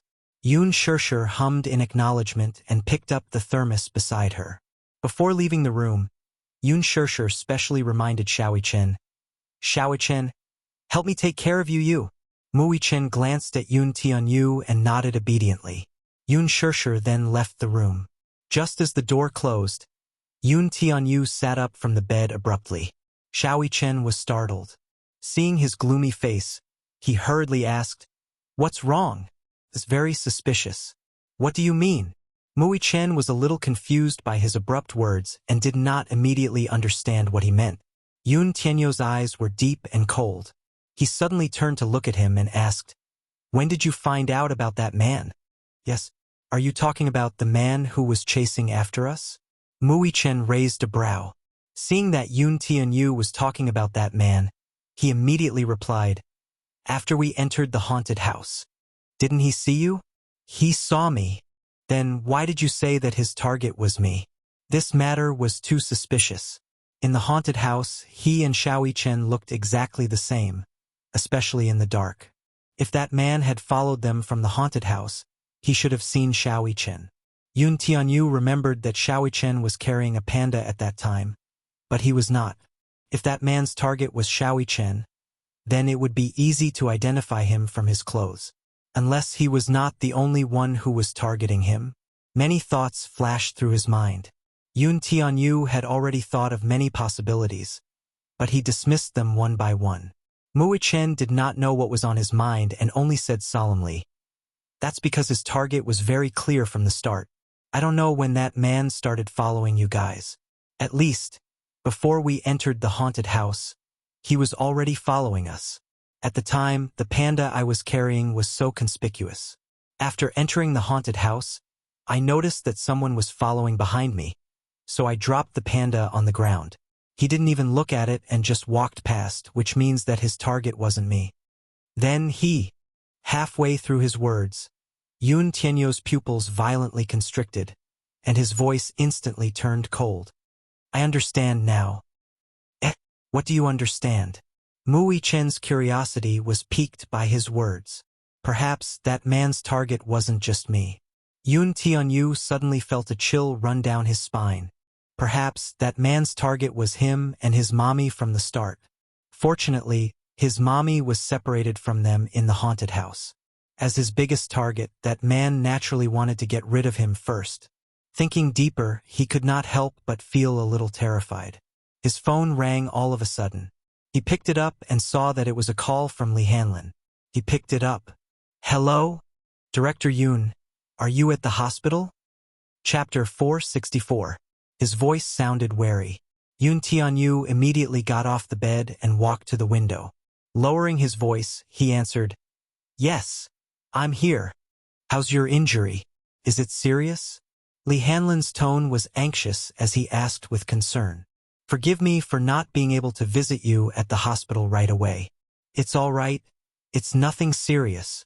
Yoon Tianyu paused for a moment before changing the topic. How's that matter of yours? Yes, I've caught the culprit, but according to the surveillance footage, there are 2 of them. There's still 1 left. His voice got softer as he spoke, afraid that Yoon Tianyu would reprimand him for his incompetence. Yoon Tianyu's tone suddenly turned gloomy. How did you do your job? Li Hanlin held the phone in his hand with tears streaming down his face. He knew it. He had done his best, though. Where is he? Yoon Tianyu calmed himself down and asked. Since he had caught the culprit, he must not hand him over to the police. He must force the culprit to reveal the ins and outs of the matter. Li Hanlin immediately replied respectfully. The culprit has been detained in a warehouse in the suburbs and is under heavy guard. However, he's been very tight-lipped and won't say anything. Oh? Yoon Tianyu frowned and his lips curled into a sinister smile. Won't say anything? Yes, we've taken precautions to ensure his safety. Yoon Tianyu praised. Yes, you've done well. You'll get a raise this month. What a rare and precious gift. Li Hanlin was immediately moved to tears. Thank you, Director Yoon. You've finally given me a raise. The family can barely afford to eat. Yoon Tianyu frowned in disdain. He looked out of the window and was lost in thought for a moment. Suddenly, he made a decision in his heart. You won't say anything? Huh? Yes. We've tried everything. This guy is very tight-lipped and won't divulge anything. We found a poison sac in his mouth. Poison sac? Yoon Tianyu frowned. What's that? Director Yoon, this person is a professional assassin. The poison sac is in his mouth. Once he bit it open, he committed suicide by drinking the poison. Li Hanlin explained. Yoon Tianyu felt a chill run down his spine. This method was too ruthless. After a while he said, "Come pick me up tonight. I'll interrogate him personally." President Yoon, I don't think that's a good idea? Li Hanlin asked in surprise. Just do what I say. Don't doubt me. With that he hung up. When he turned around, Mui Chen was still leaning against the bed. He was quite a distance away, so he could not clearly hear the conversation between Yoon Tianyu and Li Hanlin over the phone. However, he was keenly aware of the change in Yoon Tianyu's aura the moment he picked up the call. Cold, austere, and aggressive. The moment he got off the bed and walked toward the window, Mui Chen caught sight of Yoon Tianyu's incomparably cold and dark eyes. He was a completely different person from the naive and romantic look he had in front of Yoon Shirshir. He had witnessed Yoon Tianyu's calmness before. When the Ferris wheel malfunctioned, if it were any other child, they would have been scared to tears. However, he didn't. Instead, he calmly made a phone call and then sat down patiently. Even after falling out of the carriage, although there was a moment of panic on his face, he quickly calmed down. He had never seen such a frightening look in a child's eyes before, though. Yoon Tianyu looked at Mui Chen. His heart was in a dilemma. Should he tell him about this matter? After hesitating for a moment, he decided to hide it from him. He would handle this matter well without anyone's interference. Thus, he lay back on the bed. Chapter 465. When Mu Yaja and Song Enya returned to the ward one after another, the rest of the Song family rushed over one after another. Song Yunshi was now the apple of the Song family's eye, a little princess who was doted on. Upon hearing that something had happened to her, Song Yunshi and Jiang Qiming hurried over. In the ward, Song Yunshi was still crying nonstop. When she saw that her brother and mother had arrived, her coquettish skills became even more powerful. She kept throwing tantrums in Jiang Qiming's arms. Her face was wet with tears, and her eyes were red and swollen. Jiang Qiming's heart ached terribly. When she saw that a piece of hair at the back of Song Yunxi's head had been shaved off and that the wound had been stitched up and was still bleeding, her heart ached so much that her eyes moistened. Song Yunshi stood at the side and kept coaxing her. He loved this younger sister of his from the bottom of his heart. Ever since she was born, he had given her the greatest love. However, he was usually busy with work and could not take care of this younger sister of his.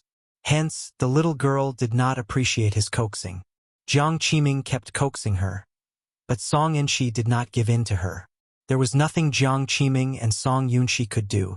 When Song Yunshi saw that Mu Yaja had arrived, she immediately wanted to break free from Jiang Qiming's embrace and spread her arms and legs toward him. "Uncle Mu, hug me. Uncle Mu, hug me." When she saw Mu Yaja, Jiang Qiming did feel some resentment toward him. However, the Muse and the Songs were on good terms and had been friends for hundreds of years. Hence, even though she had a lot of complaints, she still maintained a very polite expression on the surface. After all, she could not make things too awkward. Otherwise, both families would not be able to show their faces. They had to give each other face. Hence, Jiang Qiming said politely, "Yaja, you're here?" Aunt Jiang. Mu Yaja called out. Song Yunshi also called out unnaturally, "Uncle Mu." "Yes," Mu Yaja responded, as if he didn't see the awkward expression on Song Yunshi's face. Song Yunshi was only 4 years older than him, but Mu Yaja was older than him. For the proud and arrogant Song Yunshi, calling him Uncle Mu was a bit awkward. While Jiang Qiming wasn't paying attention, Song and she jumped off her body and snuggled into Muyaja's arms. Muyaja had no choice but to carry her in his arms. His feelings toward Song and she were rather complicated right now. She was more concerned about Chen. She had been waiting for his call, but he hadn't called yet. Was the little fellow still angry with him? Song and she squirmed restlessly in his arms. It was obvious that she had been wronged and wanted his comfort. But right now, he didn't have the mood to deal with this little fellow's coquetry. Song and she stared at his side profile dejectedly, her face full of grievance. Jiang Qiming looked a little embarrassed and smiled. Aya, look at this child. She's injured, yet she's still so restless. Still, I don't know why and she especially likes to stick to you. Muyaja patted her head but didn't say anything. Song Enya chimed in from the side. Yes, and she likes Uncle Mu the most, right? Song and she immediately said cheerfully, Yes, yes, and she likes Uncle Mu the most. And she likes Uncle Mu the most. With that, she leaned her head sweetly into Muyaja's arms. Muyaja coldly curled his lips. From start to finish, he looked a little absent-minded. Chapter 466. The corners of Muyaja's lips curled up coldly. From the beginning to the end, he looked a little absent-minded. For a moment, the atmosphere was inevitably a little awkward. Song Enya also felt extremely awkward. Thinking of the things she should not have said to Muyaja earlier, she did not know how to smooth things over for a moment. Jiang Qiming laughed awkwardly, but she was extremely unhappy inside. Today was supposed to be Children's Day, so she had asked Song Enya to bring Song and she to the amusement park for a day of fun. Could also be considered a happy Children's Day for the children, but the latter ended up injured and lying in the hospital. She had roughly heard the whole story from Song Enya. She did not explain it clearly over the phone, but Song Enya pushed all the blame to Chen. But in reality, Song Enya was also responsible for this. She was the one who brought Song and she out, so she was considered the child's guardian and parent. How could she not be responsible for the child's injury? At that time, Muyaja said that he was going to the dessert station, so she should have stayed behind to take care of the two children. However, out of selfishness, she wanted to have some privacy with Muyaja, so she went with him, leaving the two 5-year-old children behind. Since something had happened, she simply pushed the blame to Chen. Perhaps she was used to being spoiled since young, or perhaps this was a common problem of Missy. She always felt that she was not in the wrong and had no sense of responsibility. However, she did not think that if she had stayed behind to take care of the children, would such an incident have happened? When she told Jiang Qiming about this matter, she only said that Chen had pushed her and did not mention that Song and she had bitten Chen at all. He recounted the entire incident out of context. Of course, Jiang Qiming believed that it was his son who had been mischievous and pushed Song and she from start to finish. Therefore, when Muyaja sat there with a cold expression and an absent-minded look, Jiang Qiming was more or less displeased.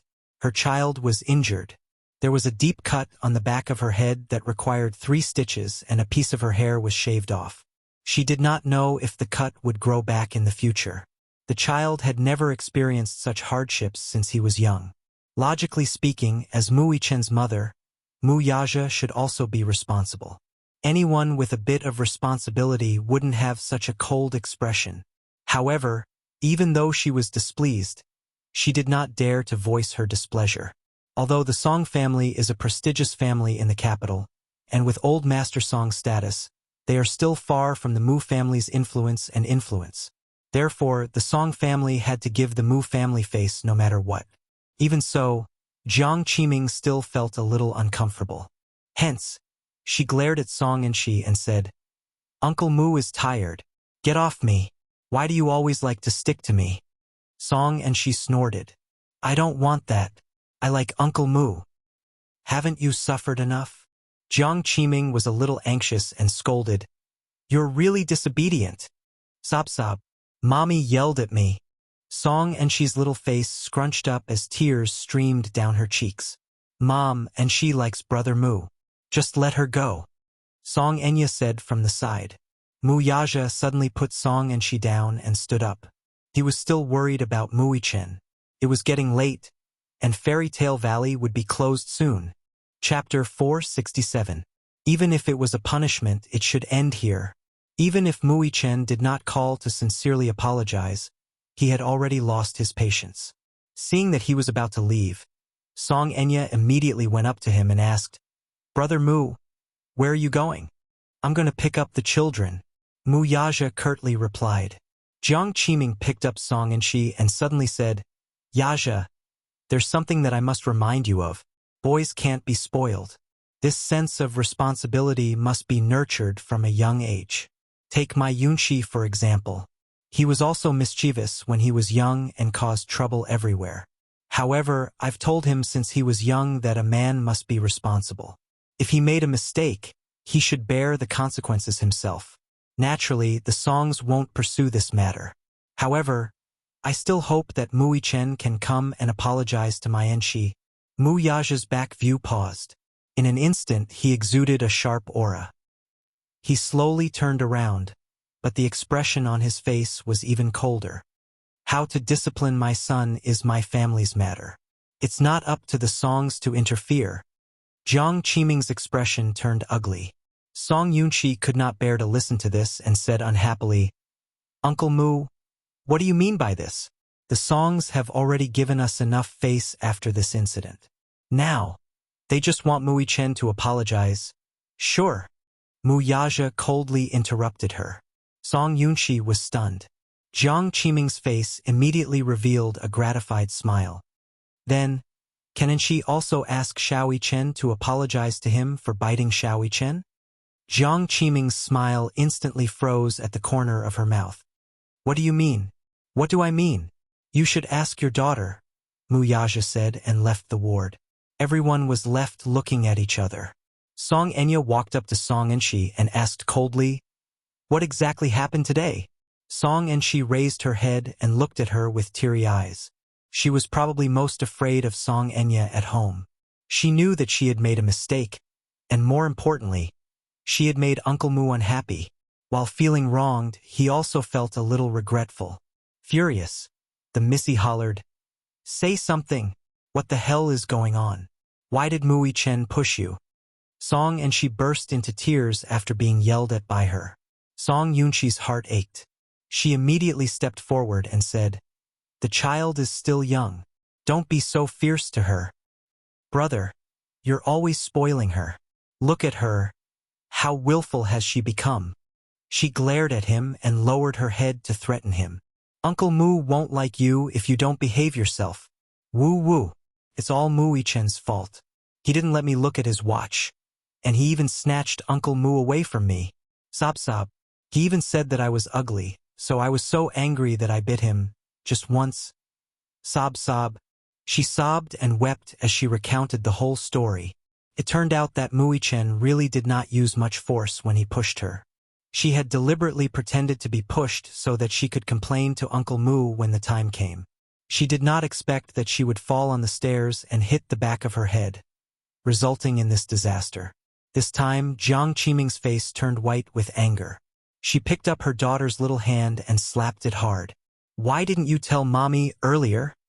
I was afraid that Mommy would scold me. Woo woo woo." Her phone suddenly rang.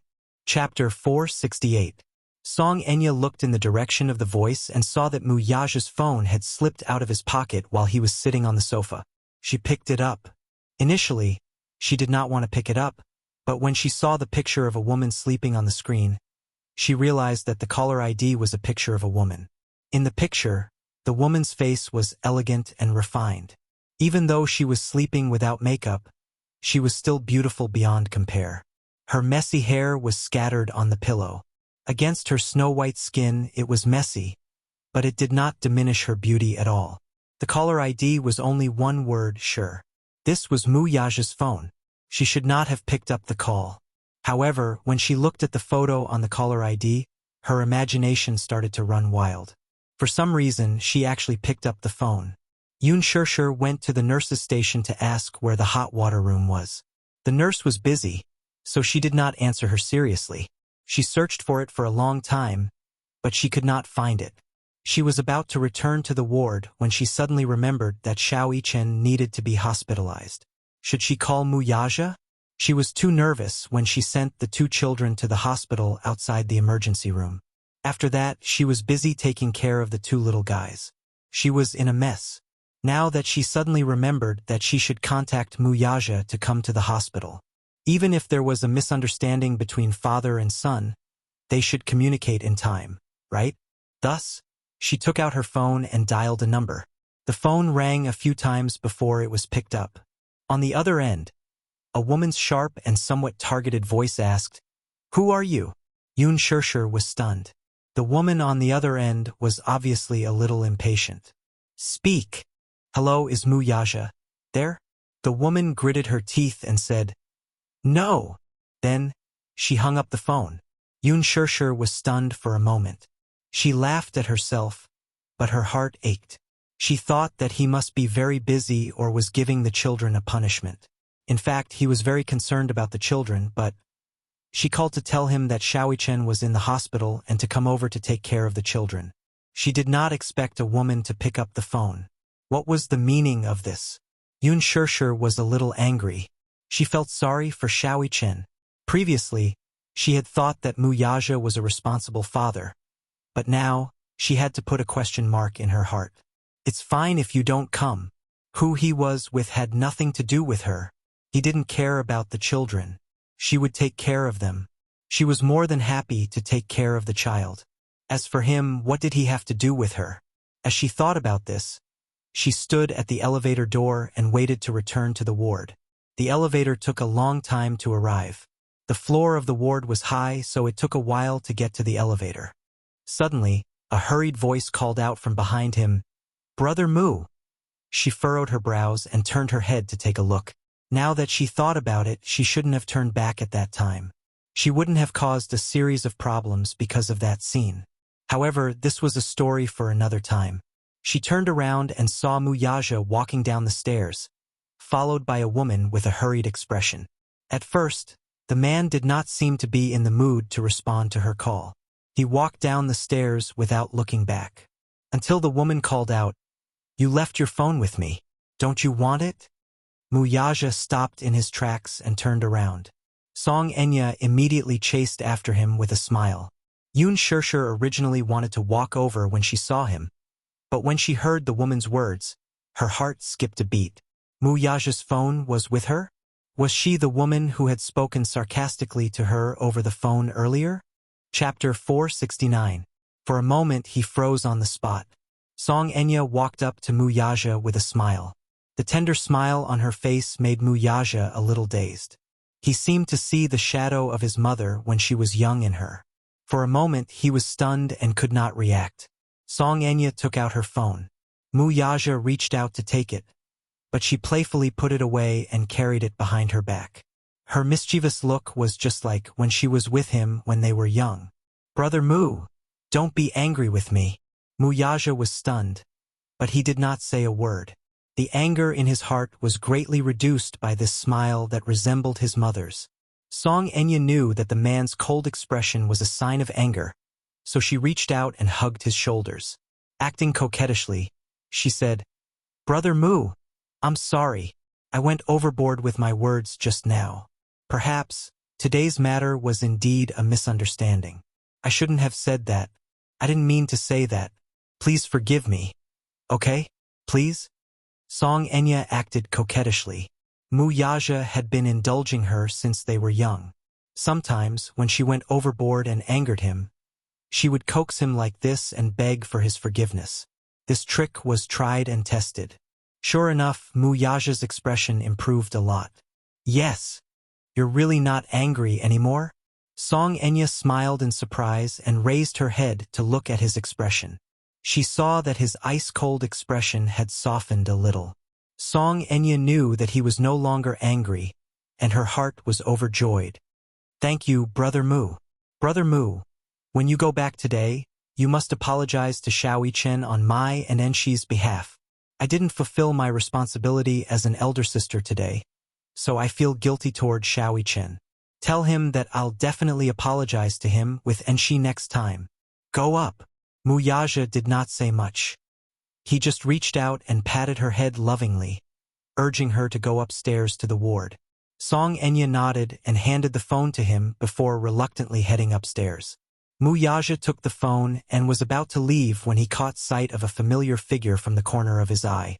His expression froze as he turned his head, only to see Yun Shishir standing at the elevator entrance with a hot water bottle in her hand. Her eyes were fixed on him the whole time. His face, however, was cold enough to make one's heart palpitate. Yun Shishir looked at him coldly. Her eyes, however, were still. It was as if her heart was as dead as ashes. There was not a single ripple in it. She did not know why, but when she saw Song Enya hugging Wuxia earlier, the look of indulgence on the man's face inadvertently made her heart bleed profusely, as if it had been sliced open by a razor blade. If she hadn't seen this scene with her own eyes, she wouldn't have known that this man actually had such a gentle side. Would he show such a doting and indulgent expression to a woman? Song Enya threw herself into his arms, but he did not push her away. The indulgence on his face undoubtedly pierced her heart. She did not care who this woman was or what her status was. She did not care about their relationship, nor why Wuxia did not appear in Xiaoichen's ward when he was in the hospital. Instead, he appeared at the staircase with an unfamiliar woman. What she cared about was what position Xiaoichen had in this man's heart. Chapter 470. So, those gentle gazes that he had shown her before were nothing more than an illusion? Was he just putting on an act? Was this woman the one he liked? So what was she? Yun Shishir was a little confused, and her mind was in a mess. However, that wasn't what made her heart turn cold at this moment. Instead, it was the fact that Xiaoichen was still lying in the ward, feeling sad because of his heartlessness. Yet he was still here, hugging a woman? When Wuxia saw her standing there, an inexplicable sense of panic flashed across his face, but he quickly suppressed it. He didn't know how much she had seen or heard. He also didn't know what this stupid woman was thinking as she stared at him motionlessly. Thus he asked, "Why are you here?" They weren't far apart, and the man's voice was powerful and resonant. However, she acted as if she hadn't heard him and turned around. When the elevator doors opened, she stepped into the elevator and pressed the button for her floor, intending to return to the ward. Wuxia saw that she ignored him and didn't respond to his question. She only minded her own business and walked into the elevator. In a fit of anger, he strode over to the elevator. Just as the elevator doors were about to close, he reached out and forcefully blocked the doors from closing. His hand was viciously caught between the doors.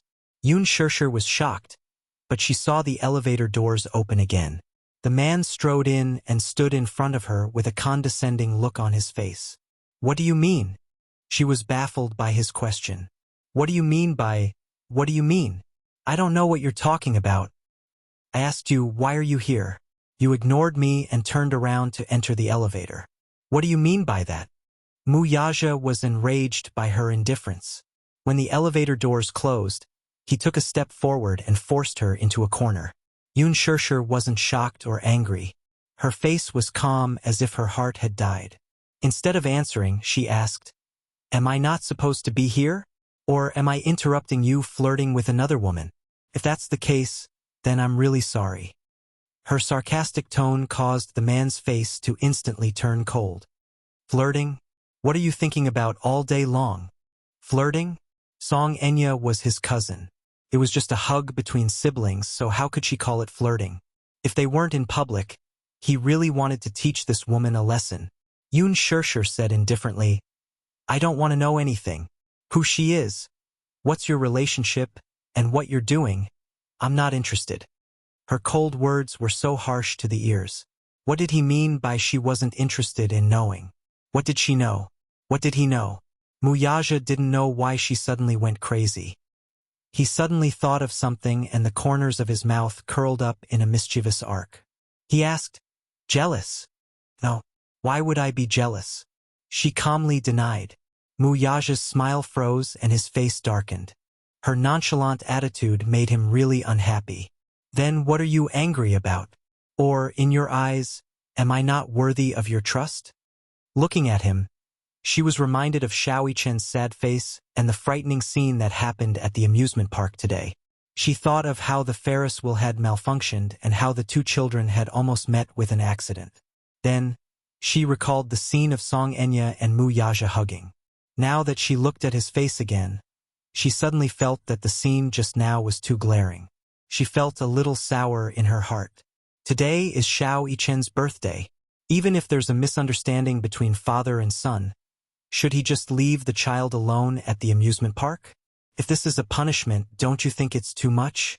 Chapter 471. How could he not know that something had happened to Xiao Yichen? He was Mu Yichen's father. At that thought, Yun Shirshir felt a chill run down her spine. I originally thought that you were a responsible father, she suddenly said. Mu Yaja was stunned. Her strange words had caught him off guard. She continued coldly, I don't know what position Xiao Yichen has in your heart, but I'm very disappointed in you. Her words had infuriated him. What did she mean by accusing him without distinguishing between right and wrong? Was it because he had spoiled her too much that she had become arrogant because of that? Woman, have I indulged you too much? Although Mu Yaja tried his best to control himself, he still couldn't stop himself from grabbing her shoulders tightly. His fingers tightened around her shoulders. Her words had undoubtedly offended him, so he sneered. You have no right to judge what kind of father I am. No right? Yun Shirshir stared at him in a daze for a long time. Her eyelashes trembled slightly, and she suddenly mocked him. This mocking remark was his excessive concern for her. Yes, she had no right. He was right. What right did she have to criticize him? 6 years ago, she was the one who gave up Xiao Yichen's custody, wasn't she? She wasn't a good mother to begin with. She was the one who gave up her child's custody. Therefore, what right did she have to criticize Mu Yaja for being irresponsible? She had no right to criticize him. She really had no right to do so. Even so, when she thought of Xiao Yichen's heart-wrenching, disappointed expression, her heart ached. I have no right? Then do you have the right? Yun Shirshir gritted her teeth and said, I know that I don't have custody of Xiao Yichen. In name, I'm not Xiao Yichen's mother. I was the one who gave up my child's custody. But Mu Yaja, Xiao Yichen is also my flesh and blood. I won't cause you any trouble regarding his custody.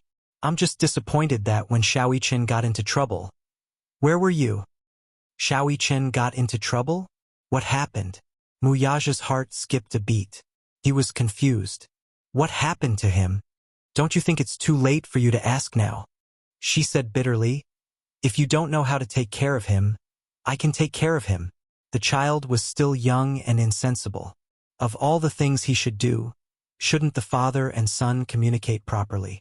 Even if there's a huge misunderstanding, there's nothing that's not clear. Is there a need to leave him there alone? The more she thought about it, the more furious she became. I don't know whether your heart is warm or not, she said, questioning him. Today is the child's birthday, but what did you do? Mu Yaja only felt frustrated. This stupid woman was condemning him righteously. He didn't care, but he cared about what happened to Xiao Yichen. But she didn't say anything. Wasn't the child in the amusement park? What could have happened? He had arranged for him to receive training in the special forces since he was young. Whether it was survival in the wild or various subjects, Xiao Yichen's results were amazing. That was why he was relieved to leave him alone in the amusement park. Didn't he want to play? Then what would happen if he let the child have fun in the amusement park? Chapter 472. Yun Shirshir sneered. You said that I don't have the right to ask. Then let me ask you, what am I in your heart? What right do I have? Even if I don't even have the right to ask, what am I in your eyes? You can summon me at your beck and call. You can tease me when you're in a good mood, and humiliate me when you're in a bad mood, right? Mu Yaja said coldly, Shut up. His gaze was as sharp as a knife as it pierced her body. He felt that she was being too presumptuous with her words. Was there a need for her to make such guesses about what he thought of her? Yun Shirshir's heart turned even colder after being yelled at by him. I originally thought that you'd be cold to everyone, but... Halfway through her words, she recalled the doting and indulgent side of this man towards Song Enya, and a part of her heart suddenly collapsed. She suddenly felt a little ashamed. Towards this man, she actually had a damnable heart. Now that her heart had given up, it was all over. I'm sorry. I was thinking too much. The elevator doors opened when it reached her floor. She turned around and left without looking back. Back in the ward, she began to pack her things. Yu could not help feeling puzzled when he saw her pale face. Mommy, what's wrong? Why were you gone for so long? Yun Shirshir did not want him to see the loss of composure on her face as she packed her things with her back facing him. She was very upset and felt a stabbing pain in her heart. Yu and Xiaoyichen looked at each other, completely clueless about what had happened. Yu did not have a lot of things, only a small backpack and some personal belongings. Yun Shirshir walked to Yu's bed and said, Yu, let me take you home. Yu nodded. Xiaoyichen sat up nervously when he heard this. He looked at Yun Shirshir, who had a strange expression on her face, and asked uneasily, Are you leaving? He could not bear to leave her. He should have called his daddy when he was admitted to the hospital. However, for some reason, he did not want to call him. There was anger in it, but more than that, he wanted to spend more time with her. Seeing that she was about to leave, he suddenly felt a little flustered. What about me? Mu Yaja had already entered the ward. Just as he stepped into the ward, he saw the little lads with different injuries on the two beds. His face sank and he frowned. When he saw Mu Yaja's call, he opened his mouth and wanted to call him, Daddies. But when the word he wanted to call, he did not want to talk. There were some things to this day. It was supposed to be a happy birthday, but now it was like this. He was angry, so he didn't want to talk to him. What's going on? Mu Yaja asked after a moment of shock. Xiaoyichen ignored him, too. Yun Tianyu looked at Yun Shirshir's expression and then at the man. He was sensitive enough to know that this man must have angered his mommy again, so he ignored him even more. He gave Mu Yaja a bad review in his heart. Lousy. People who make mommy angry are the worst. Unforgivable. Yun Shirshir decided to leave with Yu. Yu's injuries were not serious. As his elder brother, Xiaoyichen had always been responsible for protecting him, so his injuries were not serious. Chapter 473. Although this child had never called her mommy, that sense of closeness was irreplaceable by the word mommy.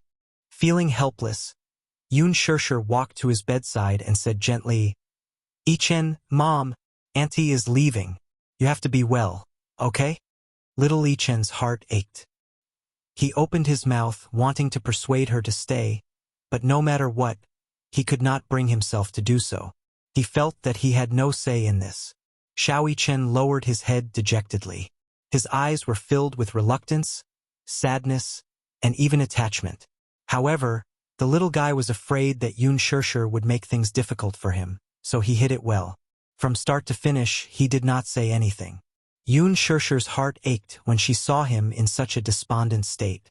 She wanted to reach out and caress his face, but Mu Yaja was present. Recalling his words earlier, her heart turned cold. Thus, she retracted her hand, picked up Yu, and left. When he brushed past Mu Yaja, Yun Tianyu looked at Mu Yaja with chilling eyes. Mu Yaja did not turn back to ask him to stay. When he walked to the bedside, he saw Xiaoyichen staring blankly at Yun Shirshir's departure. For a moment, he was so sad that he almost suffocated. Seeing the mother and son disappear from the door of the ward, he couldn't help but flip over and get off the bed. He didn't care about his injured hand and stumbled to the door. But at this moment, he stopped in his tracks. Leaning against the door, he watched Yun Shirshir and Yun Tianyu enter the elevator. When the elevator door closed, it was as if the sky had collapsed. Xiaoyichen mumbled, Mommy? Tears fell from his eyes in a daze. He kept feeling that her departure had left a huge hole in his heart that couldn't be filled no matter how hard he tried. Mu Yaja went to the door and picked him up.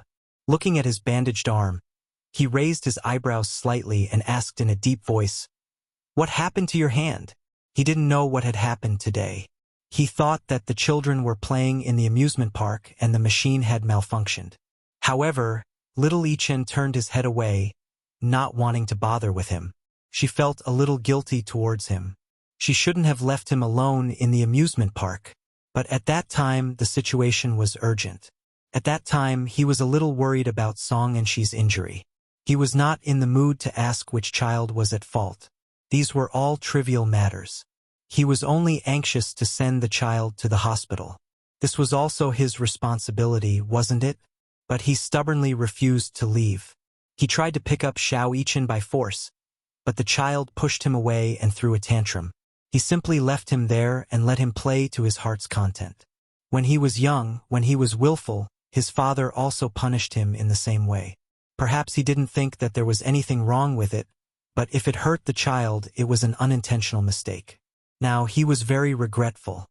He felt guilty towards the child, so he took a step back, which was rare of him. It's Daddy's fault. It's Daddy's fault. I shouldn't have left you there. Are you willing to forgive Daddy? I'm not willing. Xiao Yichen replied awkwardly and ignored him. His mind was filled with the sad expression on Yun Shishi's face when she left. He missed her a little. They had just parted not long ago, but he was already missing her. He missed her gently feeding him tiramisu and her warm embrace when she hugged him. His tears suddenly burst out uncontrollably. He rarely cried. In fact, he almost never cried. Chapter 474. On the way back to the Mu residence, Xiao Yichen was so angry that he did not utter a word. He did not mention a word about what had happened that day. Mu Yaja tried to hug him a few times, but he avoided him without a word. Mu Yaja tried coaxing and asking, but the little lad refused to fall for his tricks. Neither soft nor hard methods worked on him. He was at his wit's end. If he did not answer, he would find out the truth himself. In fact, Yun Tianyu and Xiao Yichen had reached an agreement to keep what had happened that day a secret. Yun Tianyu had repeatedly told him not to tell anyone about it, not even Mu Yaja. Little Yichen obeyed his father's words and kept this matter a secret. Even if Mu Yaja wanted to find out the truth, he should not think about who owned Fairy Tale Valley. Even if he wanted to interfere, would Yun Tianyu give him the chance to do so? He wanted to find out the truth himself. However, this was a story for another day. When Mu Yaja and Xiao Yichen reached home, the team of private doctors was already waiting for them at the door. The car door opened, and Mu Yaja carried Xiao Yichen out of the car. The doctors immediately greeted them respectfully. Mu Wanru and Mu Shang had also returned to the Mu residence. Seeing that Xiao Yichen was injured, Mu Shang turned pale with fright and immediately went forward to ask about his well-being. However, Xiao Yichen was not in the mood and did not want to say much. He only said, "I'm tired." He was then escorted back to his room for an injection and an 4-drip. Mu Wanru also asked about what had happened, but Mu Yaja returned to his study room and buried himself in the company's planning documents. She was at her wit's end. When she heard from the servants that Mu Yaja had brought Xiao Yichen to the amusement park, she felt a little suffocated. Late at night, Mu Wanru deliberately walked to the back garden and picked up the phone. A man's dejected voice came from the other end. "Miss Mu, I'm sorry. The mission failed." What? This was the first thing she received when she picked up the call. Mu Wanru gritted her teeth in exasperation but quickly suppressed her anger. "Where is he?" There was a few seconds of silence on the other end. Mu Wanru said irritably, "Damn it, are you all trash? You can't even handle a 6-year-old child? Sorry to disappoint you. Why are you on the phone with me? Where is he?" Mu Wanru asked coldly. There was another long period of silence on the other end. Suddenly he said, "He's been caught." "What?" Mu Wanru cried out in shock. An inexplicable panic quickly spread in her heart. In a remote underground warehouse on the outskirts of Beijing, Li Hanlin unlocked the chains and Yun Tianyu followed closely behind him. Just as they stepped through the door, they vaguely heard a hoarse roar. Ah! Inside the warehouse, a man was chained to a wall pillar with his hands tied behind his back. His clothes were tattered, and there were many whip marks on them. He was trembling from the excruciating pain. His body was already riddled with scars and his face was covered in blood. It was hard to distinguish his facial features, but one could vaguely make out a pair of huge eyes that were staring in despair. The man in the suit raised the whip in his hand and continued to whip him. The man was in so much pain that he was barely breathing. He couldn't even make a complete and coherent sound. Chapter 475. Under such a brutal interrogation, the man's mouth was still sealed tightly, and he didn't spit out half a truth. Under the dim light, Yun Tianyu slowly walked to him and sized him up. Finally, he sat down on the chair Li Hanlin had brought over. He sat leisurely with his legs elegantly crossed. His thin body sank into the sofa leisurely. His delicate face was cold and indifferent. Even though he was still a child, no one could ignore the chilling aura emanating from his body. Between his brows, there was a sharp and intimidating aura. Although it was restrained, it could not hide the untamed edge as if it were born from darkness. The whipping continued. Without his command, no one would stop. At this moment, the warehouse was dark and filled with a murderous aura. Yun Tianyu lowered his eyelashes. His pair of beautiful yet cold eyes did not look at the man. He was still in his own world. However, no matter how tragically the man was being whipped, Yun Tianyu's brows remained calm and unmoved. Gradually, the man's voice stopped. Li Hanlin slowly walked to his side and whispered, "Director Yun, this man is not making any sound." Yun Tianyu calmly raised his eyes and looked at the unconscious man with cold eyes. He asked coldly, "Is he dead?" "No, he just fainted from the pain." "Oh." He calmly nodded his head. His thin lips curled into a treacherous and cold-blooded arc. "Wake him up." "Yes." Li Hanlin bowed and ordered his men to bring over a bucket of salt water. Moments later, the poor man, who had finally fainted, was splashed with a bucket of salt water. The pain woke him up again. The torture continued. "Just kill me. Just kill me." Yun Tianyu turned a deaf ear to the man's pleas. It was as if what was happening before him had nothing to do with him. He did not even bother to look at the man. He did not say a word until the man fainted again. Li Hanlin walked to his side and was about to ask him when he heard Yun Tianyu say, "Put him on the floor." "Okay." Li Hanlin placed him on the ground. Yun Tianyu slowly got up and walked to the man. He kicked him with the tip of his foot. Seeing that the man had indeed fainted, he could not help but frown. "Why are you so stubborn? Looks like he's a professionally trained killer. He's very tight-lipped.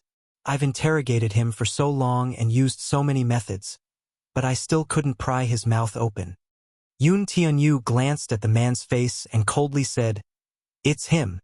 "Hmm? You injured my brother's hand because of you." Yun Tianyu's lips curled into a sinister smile. "You're not going to tell me, are you? All right, I'll play with him." With that, he ordered coldly, "Fix his limbs to the wall." "The wall? How do you fix it?" The men at the side were puzzled. The wall was bare and there was no fixed place. How could he tie her up? Giving him a sidelong glance, Yun Tianyu walked over and took out a sharp dagger from his waist. "Use this." Everyone shuddered. What he meant was to use the dagger to pin the man's limbs to the wall. What a ruthless method. It was truly creepy for a child to think of such a torturous method. Chapter 476. This abandoned warehouse was mostly abandoned, but the tools used for construction were still there. Very quickly, a hammer was brought over.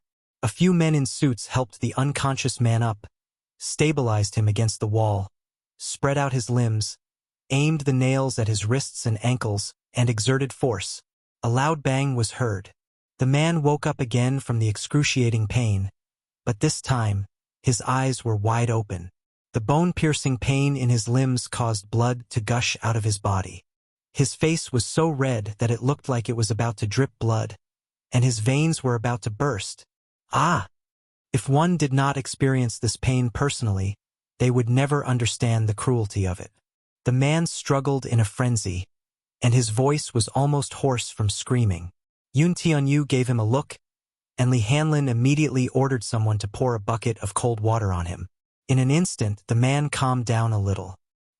He raised his head in a sorry state, only to see a delicate-looking child standing in front of him. He coldly said, "I can tell you that you will die today." The man sneered. Die? What was there to be afraid of? When he accepted this assassination mission, he was already prepared to commit suicide if he failed. Yun Tianyu seemed to have guessed his resolve, so he coolly said, "You can either die a quick death or be played to death by me. Which one do you choose?" "Die a quick death." The man didn't even think about it as he gritted his teeth and said. Yun Tianyu smiled coldly. "All right, I can satisfy you. However, you have to tell me who ordered you to do this and who is your target." "Humph." The man seemed to be mocking his naivety, as if he did not care about this child at all. He was a professionally trained assassin. Assassins accepted missions and received bounties. No matter what, they would never betray their employers. He only fell into their hands because of a miscalculation today.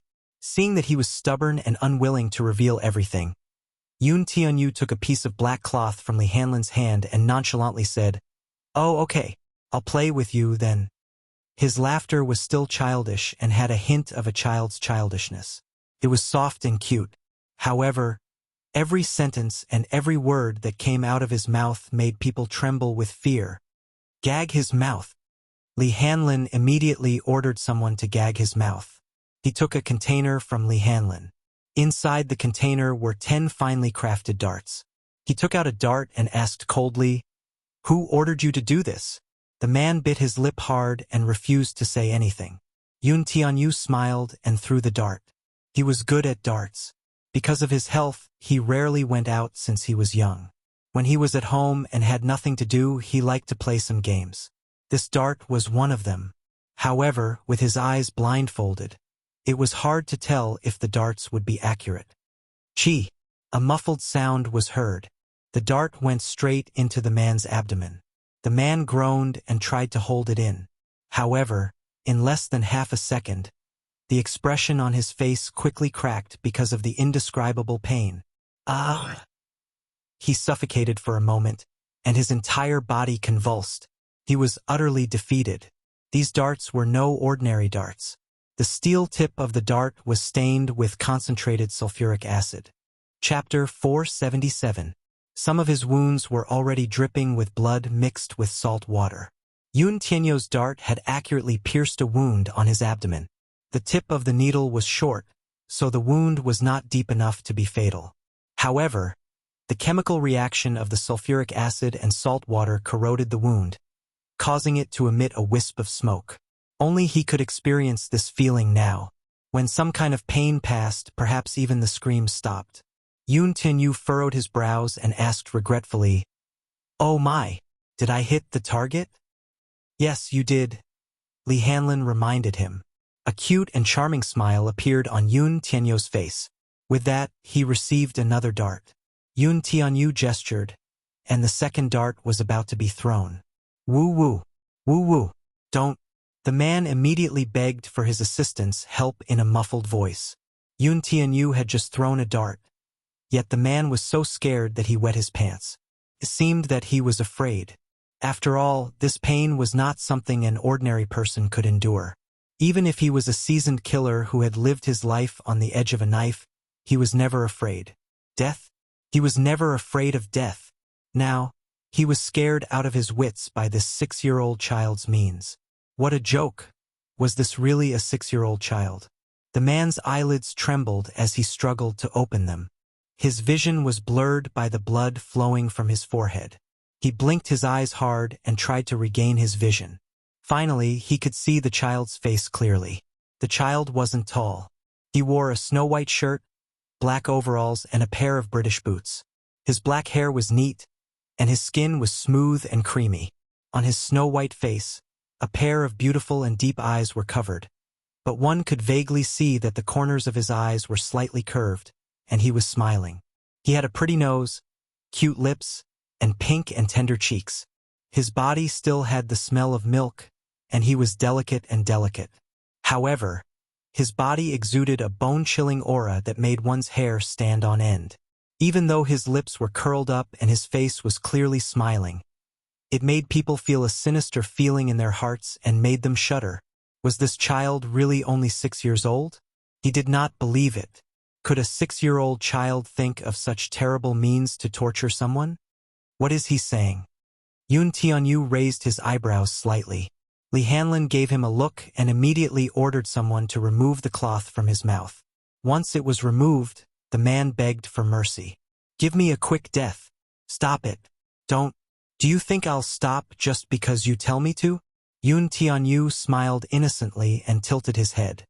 His voice was tender, clear, and very pleasant to the ears. His words made one's heart shudder. The man's face turned white. I'm just an assassin.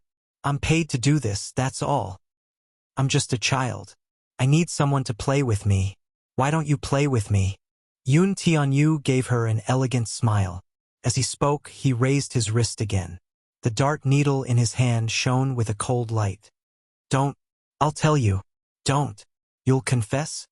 Yun, S, SSS, SSSSS, SSSSS.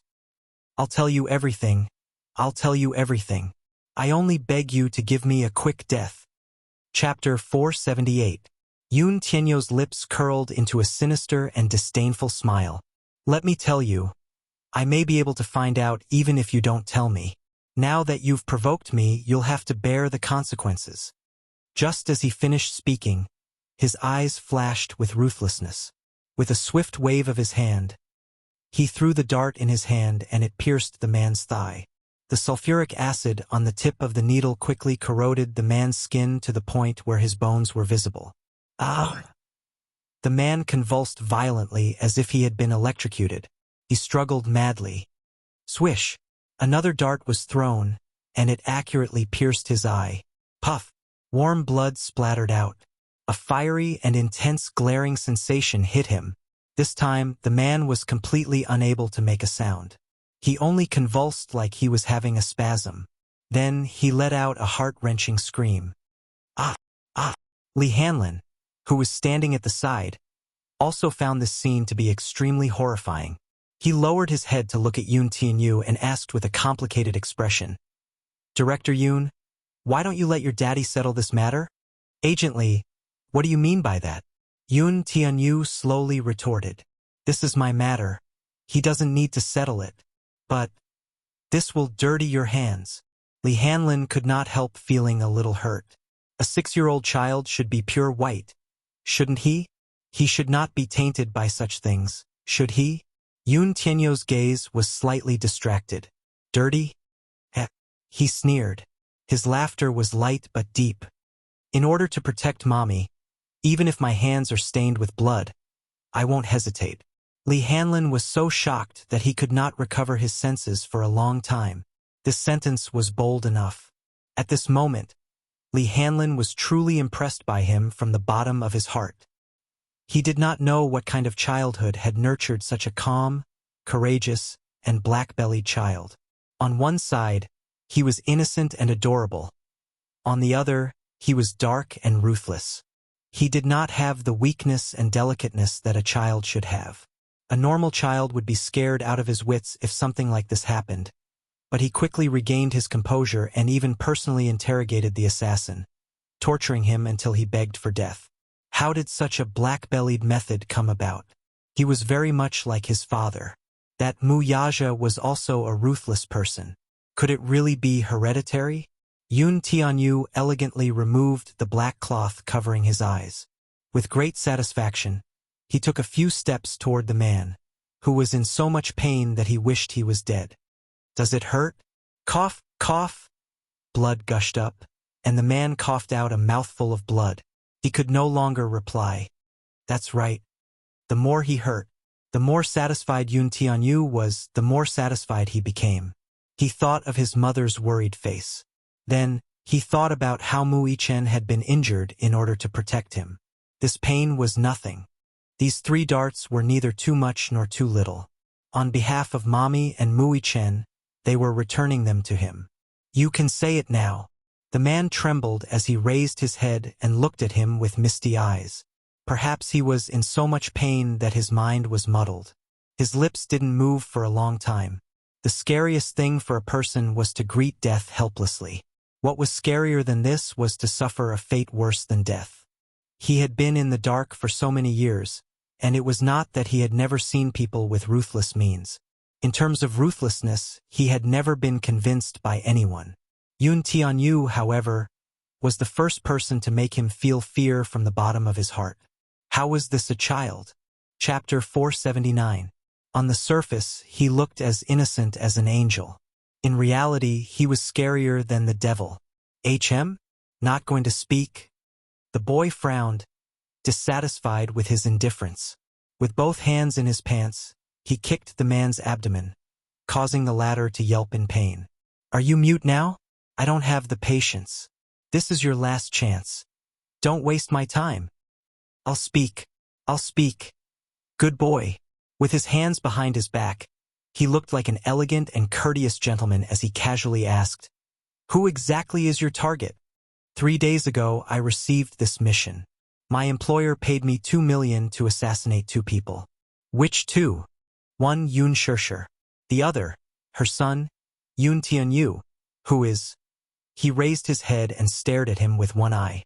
You. The boy's eyes changed slightly. Even though his face remained expressionless, his heart was in turmoil. He had previously guessed that he was the target and also vaguely guessed that his mother was one of the targets. Yun Tianyu clenched his fists tightly as a frightening and sharp murderous look flashed across his adorable face. Someone actually dared to hire an assassin to assassinate his mother? D*MN. If not for luck, his mother's life would have been in danger that day. Thinking of this, his eyes flashed dangerously with murderous intent. Who's your employer? He. Ha ha ha. The man guffawed. I'm an assassin hired by someone. She pays me and I carry out her orders. It's that simple. As for my employer's identity, I shouldn't reveal it. Still, I have to give it to you. I only ask that you give me a quick death and stop torturing me. All right, I agree to this condition of yours. Like a great gift, Yun Tianyu agreed to his request. Tell me, who is that person? The man's lips trembled as he answered, Mu Wanru. Mu Wanru? His brows furrowed slightly, clearly unfamiliar with this name. Li Hanlin was stunned for a moment before asking in surprise, Why is it her? You know her? He raised his head and narrowed his eyes dangerously. Yes, I'll explain her identity to you in detail, Li Hanlin said. He turned to look at the man and asked coldly, Why does she want to kill me? Of course, she didn't tell me the specific reason. I only know that she said that you are an evil creature and must be eliminated. Otherwise, it will threaten her position. The man endured the pain and opened his mouth with difficulty. Have no choice but to get rid of them? Yun Tianyu quickly sensed that there was a hidden meaning in her words. The man coughed a few times. A trace of blood overflowed from the corner of his mouth. He slowly said, 6 years ago, Yun Shishir gave birth to 2 children for the Mu family. One of the children was confirmed to have died at birth. Therefore, everyone thought that the child no longer existed in this world. However, Grandpa Mu somehow got the news that the child was still alive. Naturally, he would want the child to return to the family. Yun Tianyu narrowed his eyes. He suddenly approached the man and interrogated, What else do you know? Tell me everything. Chapter 480. He was an assassin. After accepting a mission, he would investigate the identity of the employer to the best of his ability. His information on Mu Wanru was limited, though. This was all he knew.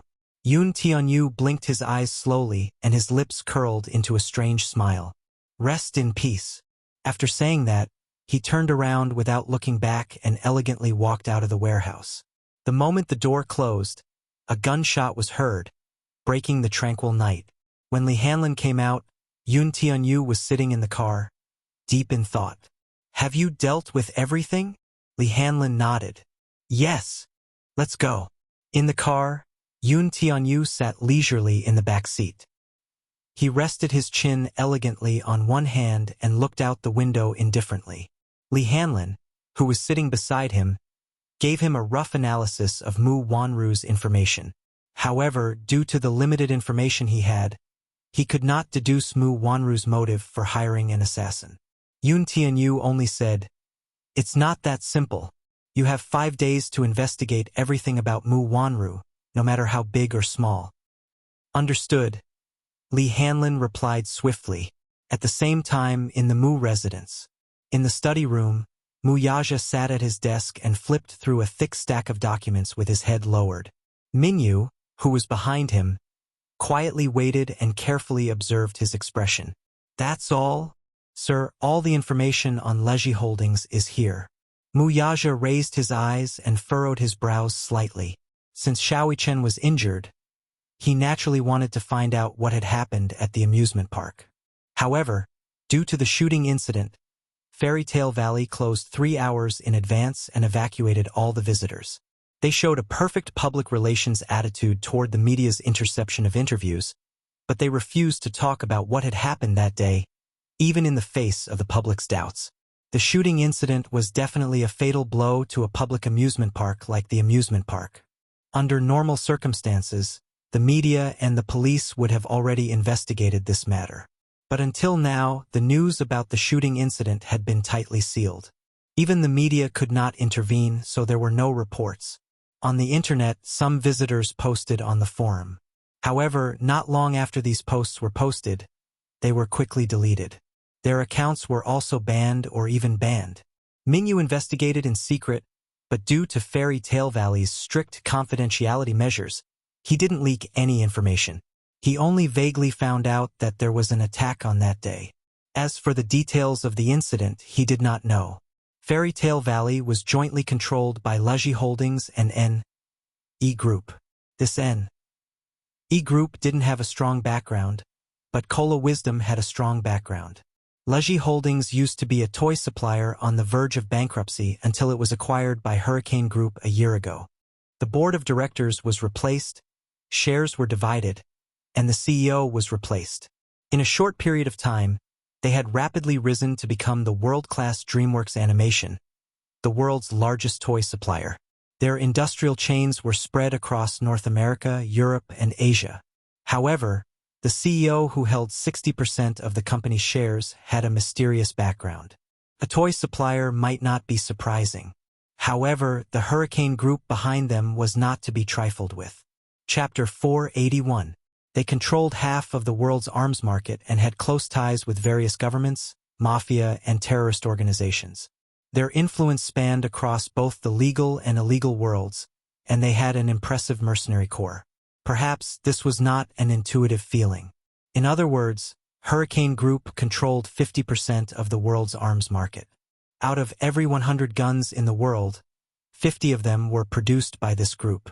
Every war in the world required the signing of tens of billions worth of arms orders from the Hurricane Group's armory.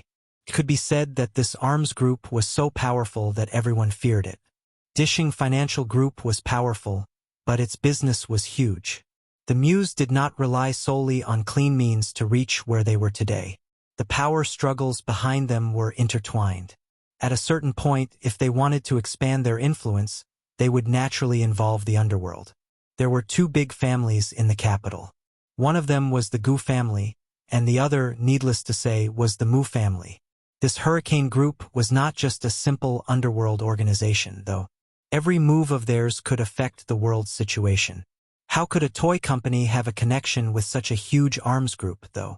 I heard that the mysterious CEO of Leji Holdings is very young. After Hurricane Group acquired the company, he took over the board of directors. I feel that his background is not simple. He should be related to Hurricane Group in countless ways. Minyu said from the side. Mu Yaja frowned as he fiddled with the pen in his hand. Minyu, who was standing at the side, said with lingering fear, "If word of the shooting incident at the amusement park gets out, Leji's reputation will surely suffer a devastating blow. Now that the news is sealed, even the police can't intervene. A toy company can't possibly have such power." Mu Yaja casually flipped through the documents. His gaze paused on a column of information. Leji Holdings Board of Directors. Li Hanlin. His gaze changed as the man's face flashed across his mind. This man had once appeared in Yun Tianyou's ward and claimed to be the principal of Yun Tianyou's kindergarten. He had also met him at Fairy Tale Valley that day. He was one of the higher-ups there. Back then, he was in a hurry and did not react in time. Now that he thought about it, he suddenly felt that something was amiss, since he was one of the higher-ups in Leji Holdings. Then, Mu Yaja's gaze deepened. Who is this Li Hanlin? He is the highest-ranking director of Leji Holdings. He has a lot of power. Mu Yaja's heart skipped a beat as a suspicion suddenly arose in his heart. Even he couldn't help but be startled. He had some bold guesses about Yun Tianyu's identity. By the time Yun Tianyu reached home, the sky was already turning bright. It was close to dawn. He tiptoed around the entrance and carefully walked into the living room. Suddenly, the lights in the living room lit up. He was startled and stood rooted to the ground. Where did you go? On the sofa, Yun Shirshir looked at him angrily, as if she hadn't slept all night. Her face was tired, and her eyes were bloodshot. Chapter 482. Waiting for you. Yun Shirshir's voice was frosty. His coquetry seemed to have lost its effect at this moment. She asked angrily, Where did you go? I went for a walk in the courtyard. Yun Tianyu pinched the corner of his shirt uneasily, like a child who had done something wrong. He was at a loss for what to do and trembled with fear. In fact, he had indeed done something wrong. Yun Shirshir coldly said, I went to the courtyard to look for you, but I couldn't find you. You, why did you lie to Mommy? Mommy? He was startled. He did not know when she realized that he was not around, nor did he know how long she had been waiting for him. When he left the house, he was very careful not to make any noise. He only left the house after ensuring that Yun Shirshir was asleep. When did she find out? Yun Shirshir stared at him unblinkingly. Her face was filled with anger and sadness. Not long after he left, she woke up with a start. She got up and went to his room to check if he was sleeping well. But when she turned on the light, the person on the bed was gone. She was scared out of her wits, but she did not dare to alarm Yun Yeching. She searched everywhere by herself and even went to the security room to check the surveillance footage. Only then did she realize that he had gotten into a car and left. Seeing that he got into the car casually without being dragged or struggling, she ruled out the possibility of him being kidnapped. She also noted down the car plate number, but since it was late at night, she thought that, given Yu Yu's character, he might be afraid that she would be worried and would return before dawn. Thus, she waited patiently in the living room. Yun Tianyu looked at her guiltily. Seeing her haggard and uneasy face, he nervously explained, Mommy, don't worry. Yu didn't do anything bad. Yu is just... He could not think of a reasonable explanation no matter how hard he thought about it. It was impossible for him to tell her the truth. Too, he didn't even dare to confess his current identity to his mother. How could he dare to talk about what happened tonight? Yu, do you know that Mommy is worried about you? Yun Shirshir saw that he couldn't speak and knew that he wouldn't tell her the truth. She crouched down and put her arms around his shoulders. She was still traumatized by the attack at the amusement park. She was really afraid that something would happen to Yu again. Mommy, Yu made you worry, but Yu swears to you that Yu will never do anything to hurt Mommy. Mommy, don't worry. Trust in Yu. Okay? If he was given a little more time, he would definitely find a chance to clear things up with her. But now he couldn't. Yun Shirshir looked at him. Is that a promise? Yes, it's a deal. Today is the last time. There won't be a next time. Yun Tianyu hugged Yun Shirshir's face and gave her a peck as he consoled her. Mommy, Yu wants to keep what happened today a secret. I can't tell you. When the time is right, Yu will come clean with Mommy. Mommy, give Yu some time. Okay? Yun Shirshir was tickled by Yun Tianyu's serious expression. How could he still say that the time was right? All right, Mommy is relieved to see that you are safe and sound. But today is the last time. There won't be a next time. Yun Shirshir warned him unhappily. Chapter 483. After all, Yu was different from other children. He had his own way of thinking. Hence, she carried Yu into the bedroom. As usual, Yun Shirshir lay on the bed and read him a fairy tale. Yun Tianyu snuggled softly in her arms and fell asleep peacefully as he listened to her gentle voice. Yun Shirshir specially applied for leave to accompany Yu for a few days. She also brought him and Yoon Yeching on a vacation for a few days. It was peaceful for a few days. When she returned to the training class, Qin Zhou informed her that she could successfully graduate early due to the movie schedule. The morning passed peacefully. It was not until noon that an uninvited guest arrived. It was Chen Xiaohua, whom she had met at the restaurant some time ago. In the office, Yoon Shishir saw him and subconsciously wanted to leave. Chen Xiaohua was not going to let her off so easily. He hurriedly blocked her way at the door with a pleading look on his face. Miss Yoon, please don't misunderstand. I'm not here to have any improper thoughts about you.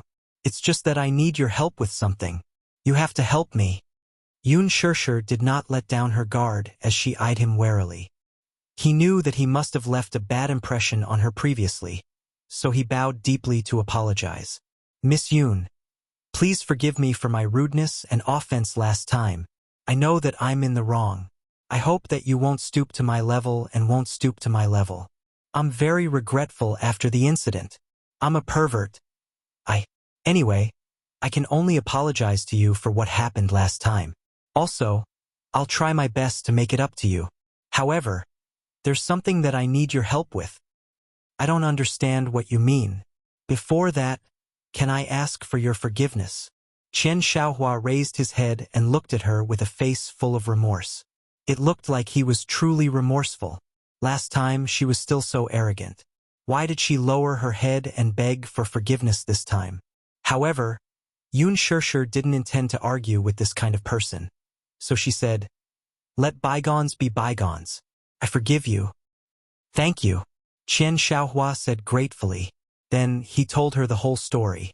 It turned out that some time ago, Chen Xiaohua had taken a fancy to a piece of land in the new district.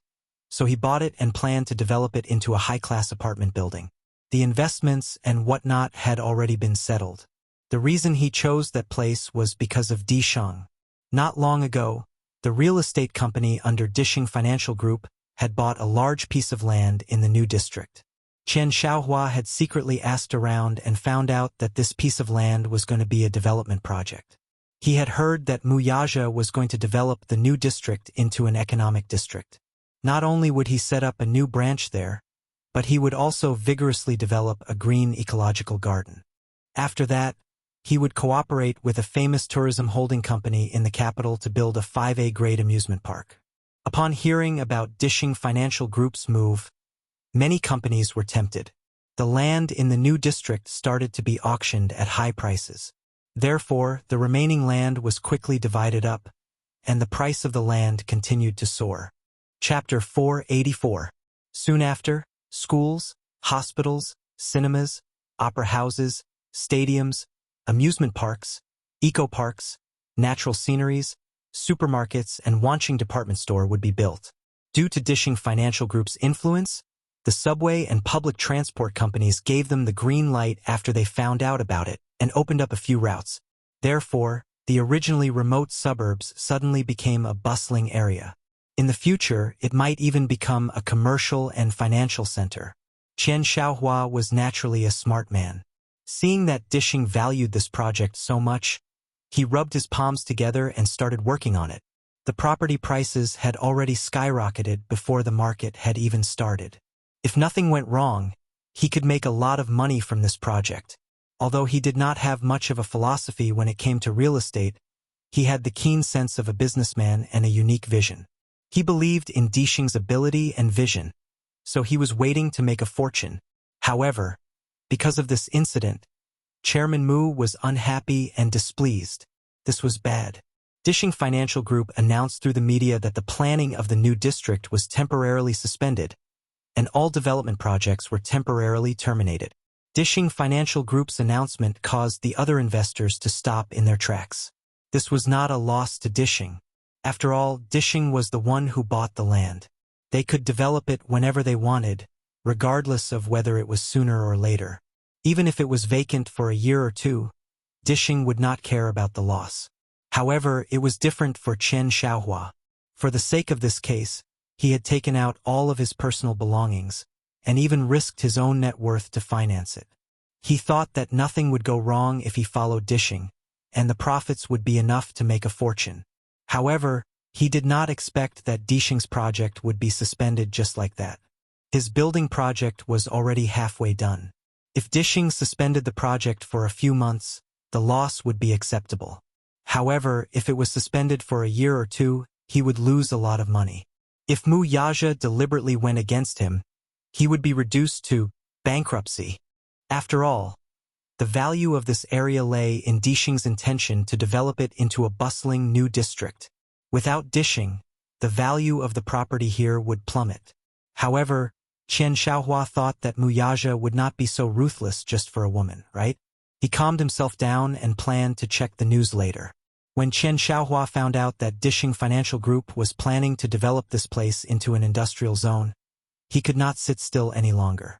Mu Yaja's move was too merciless and ruthless. Knowing that he was going to develop a residential area, why did he do this on purpose? If it were to be developed into an industrial park, it would be impossible for Dixing to even think about it. However, if it were to be developed into an industrial park, Qian Xiaohua's development would only result in a huge loss. Who would buy a house next to an industrial park? Who would want to live in a place with such a high air pollution index? On the surface, it was not targeted.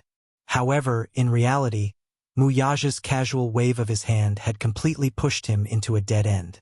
Qian Xiaohua could not sit still any longer. He tried to go to Mu Yaja several times to plead for mercy, but Mu Yaja completely ignored him. Chapter 485. This time, Qian Xiaohua was panicking. What should he do? The project was still in progress. Every day that it was delayed was a loss.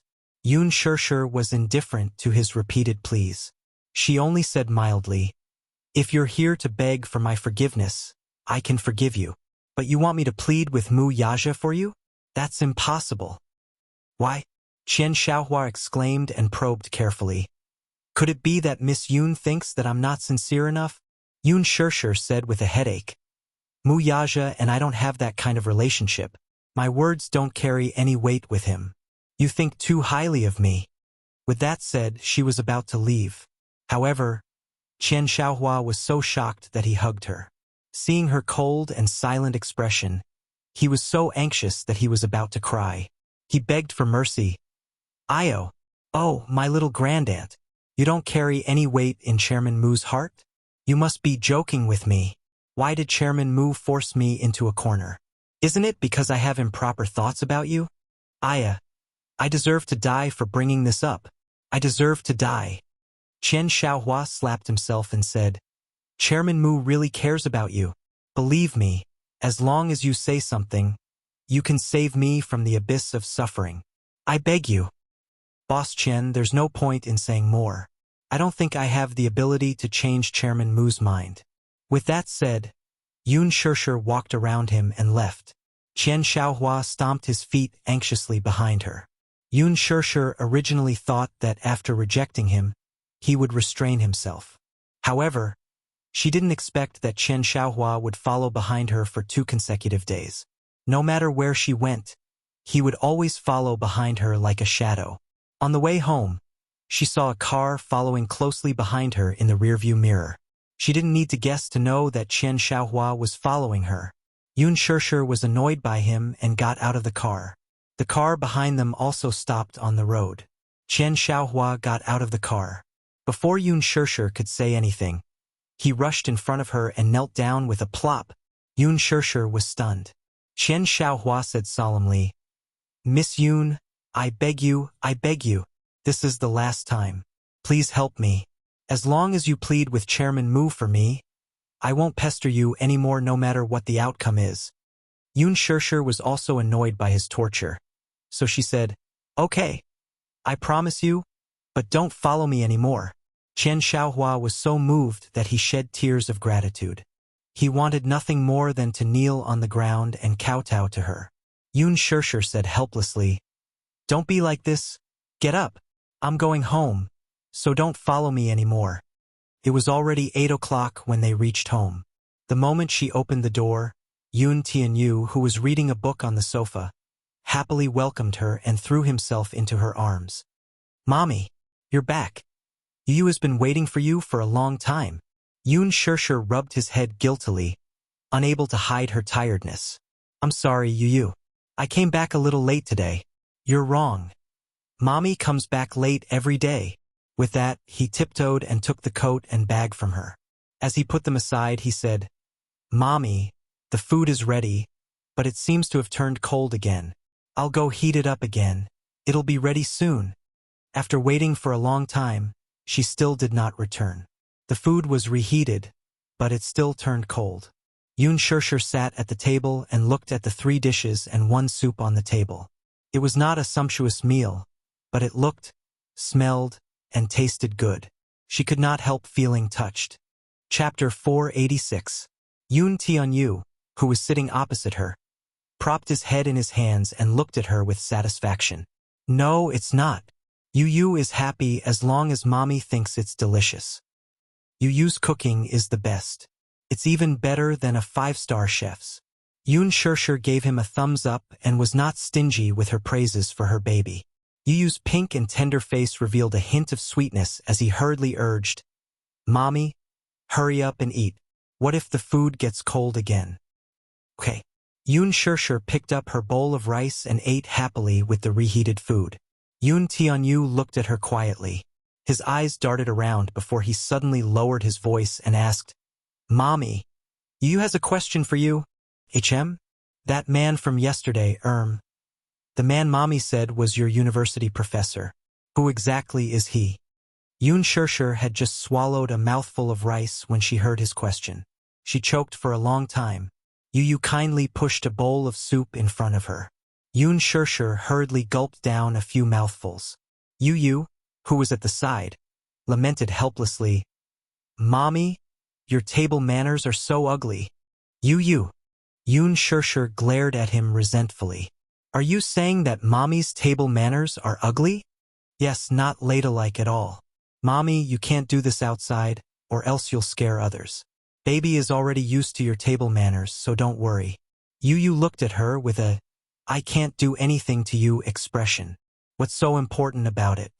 Yoon Shirshir, on the other hand, did not think much of it. She was merely shocked by his words and choked on her words. Don't avoid the topic. Every time I ask you a question, you're always evasive. Mommy, don't coax me like a child. I'm not that stupid. Yoon Tian-yu could tell at a glance that she was avoiding the topic. This time, he did not intend to let her off. When did I avoid the topic? Then you tell me, who is that uncle? Yoon Tian-yu, with an elegant smile on his face, unhurriedly asked this question, leaving her with no way out. Yoon Shirshir sighed helplessly. She put down her bowl and chopsticks and looked up at him. I'm sorry, Mommy lied to you last time. He's not Mommy's university professor. Oh, I know. You raised her eyebrows. You know? Then last time you... Mommy, sometimes your IQ is really low. I was just playing along with you. Don't I look at myself in the mirror? You looked defeated. In other words, the little girl could tell that the man's facial features were similar to hers. Yoon Tian-yu was long aware of his relationship with Wuxia. But now, he was only asking because he wanted his mommy to be honest with him. He didn't want her to hide anything from him. Yes, he is your daddy. Yoon Shirshir cautiously said this. After saying this, she observed Yoon Tian-yu's expression. Seeing that he was still calm and did not look surprised, she was a little surprised. Why don't you look surprised at all? Why should I be surprised? Yoon Tian-yu held his head and calmly said, I also know that the uncle's name is Wuxia. He's Dishing Financial Group's CEO. Also, Yu moved closer to her and nudged her waist with his small arm. This uncle likes you a lot. Chapter 487. You're just a child. What do you know about liking someone? Of course I know. Mommy, you're so out of date. You're already dating in primary school. You're already dating in primary school. Mommy, you're really getting on in years. You're about to be out of touch with this era. Getting on in years. These words were like an arrow that pierced her heart. Yoon Shirshir stared at him dangerously. Do you think Mommy is old? Yu shrugged and looked at her with a magnanimous expression. Then, he patted her shoulder solemnly. Don't worry, mommy. No matter how old you are, to the point where you don't have any teeth and your hair is white, Yu won't despise you. Yun Shirshir was a little touched when she heard this. She held his smiling face and kissed him twice. Good boy. Don't despise mommy. Mommy loves Yu the most. Yu suddenly hugged her shoulder. His childish voice was full of tenderness. Mommy, do you know? Yu is very possessive of mommy. He doesn't want anyone to steal mommy from Yu. However, if it's a man that mommy likes, Yu only wants mommy to be happy, regardless of mommy's choice. That's enough. Even though he was still a little repulsed by Muyaja, he saw the sad expression on mommy's face yesterday. It must be because of that man.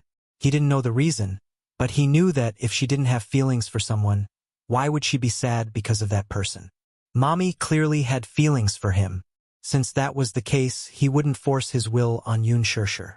No matter what choice she made, he would support her unconditionally, because she was his favorite mommy. Yun Shirshir's gaze softened. She hugged his shoulders and stroked his head. She smiled and said, Yu, you're such a good boy. No matter what, Yu, you must remember that mommy will always love Yu the most. But mommy, if anyone bullies you, you must tell Yu. Yu will bully them back. Yu raised her head and gently planted a kiss on her mommy's cheek. Her beautiful eyes were filled with a doting smile. Yun Shirshir's heart stirred. Sometimes it really gave her an illusion. Although Yu was her son, he doted on her as much as anyone else. Yu, aren't you afraid of spoiling mommy too much? Yun Shirshir asked with a smile. Yu's pink lips pursed in disapproval. What are you talking about? Isn't it natural for a son to dote on his mommy? When you grow up, people will definitely say that you're a mommy's boy. Let them say what they want. Yun Tianyu snorted disdainfully with an arrogant look on his face. Do I, Yun Tianyu, need to care about anyone's opinion? You're so full of yourself. Yun Shirshir tousled his silky hair. Yu nestled in his mother's embrace with a look of contentment. Yun Shirshir suddenly asked seriously, Yu, sometimes mommy wonders whose genes you've inherited. He was clever and quick-witted. He was smart and warm, but sometimes he could be a little sharp-tongued. He was simply quick-witted. Yu answered matter-of-factly, Of course, I've inherited it from my dearest mommy. Mommy is so beautiful. Although she's dumb, she has Yu. Yu is smart. Chapter 488. Yu actually despises mommy for being stupid. Mommy is so sad. Woo. Yu repeatedly begged for mercy. Aya, be gentler. Yun Shirshir refused to let him off and threatened. Quickly praise mommy for being smart. Mommy is so smart. What else? Mommy is a beautiful fairy. More. Mommy is the most gentle mommy in the world. Yu cleverly praised her. Yun Shirshir finally let him off. She could not help poking his head with her finger. You're smart. Aya, mommy, quickly eat. Yu, go collect the clothes. Yu urged. He then got off her body and ran to the balcony to collect the clothes. Yun Shirshir held her chopsticks in satisfaction. She sighed inwardly. With such a filial son at home, everything is fine. Thinking about it, she felt a little ashamed. Thus, after dinner, Yun Shirshir carried the bowls to the kitchen to wash them. Yu kept the clothes in the wardrobe and went to the kitchen. He obediently carried a stool over and stood beside Yun Shirshir. Mommy, let's wash them together. Okay. You're in charge of washing the dishes, and I'll be in charge of wiping them. We'll split the work. Okay. Thus, the mother-son pair chatted in the kitchen while washing the dishes. It was extremely comfortable. After washing the dishes, the two nestled on the sofa and watched TV for a while. Yun Tianyu suddenly thought of the movie and asked curiously, Mommy, when will the movie you're acting in start shooting? The day after tomorrow. Yun Shirshir thought for a while. The opening ceremony will be held at Jinghua University. Yu, can I go? No, you have classes. Yun Shirshir rejected him without thinking. Oh, mommy is bad. You still have school tomorrow. Let's sleep. Yun Shirshir turned off the TV and carried him into the room. She carried him to the bed. Yun Tianyo's little face still had an aggrieved expression. His lips were pursed, and he was clearly unhappy. Darling, Mommy has to work. I'm afraid I can't take care of you. Mommy will be worried. Yun Shirshir said somewhat helplessly. All right, then you can go to school obediently. Although Yu was still a little unwilling, there was nothing she could do. She slowly crawled under the blanket, looking depressed. He really wanted to accompany his mommy. Otherwise, he would feel uneasy. He thought that he should just confess everything to Mommy and not let her go to work. He could just let her stay at home and take care of her. Otherwise, when he went out to work, he would be looked down upon and ostracized. Even if he was wronged outside, he would never tell him. He would be worried. In a place like the entertainment industry, there was so much intrigue. How could he be at ease? However, when he thought about it, there were some things that he really did not know how to tell her. Thus, he swallowed this impulse. Yun Shirshir saw the disappointment on his face. She gently kissed his pouting lips and comforted him. Don't think too much. Good night, darling. Yu's face looked better at this. Good night, Mommy. Have a good dream. She turned off the lights and closed the door. Yun Shirshir returned to her room and lay on the bed. However, she could not fall asleep no matter how hard she tried. Her phone suddenly rang. Yun Shirshir picked it up and saw Mu Yaja's number on the screen. She was startled. She suddenly recalled the scene she had coincidentally seen at the hospital that day. Even now, her heart still felt stifled. Feeling vexed, she tapped the screen and hung up the call.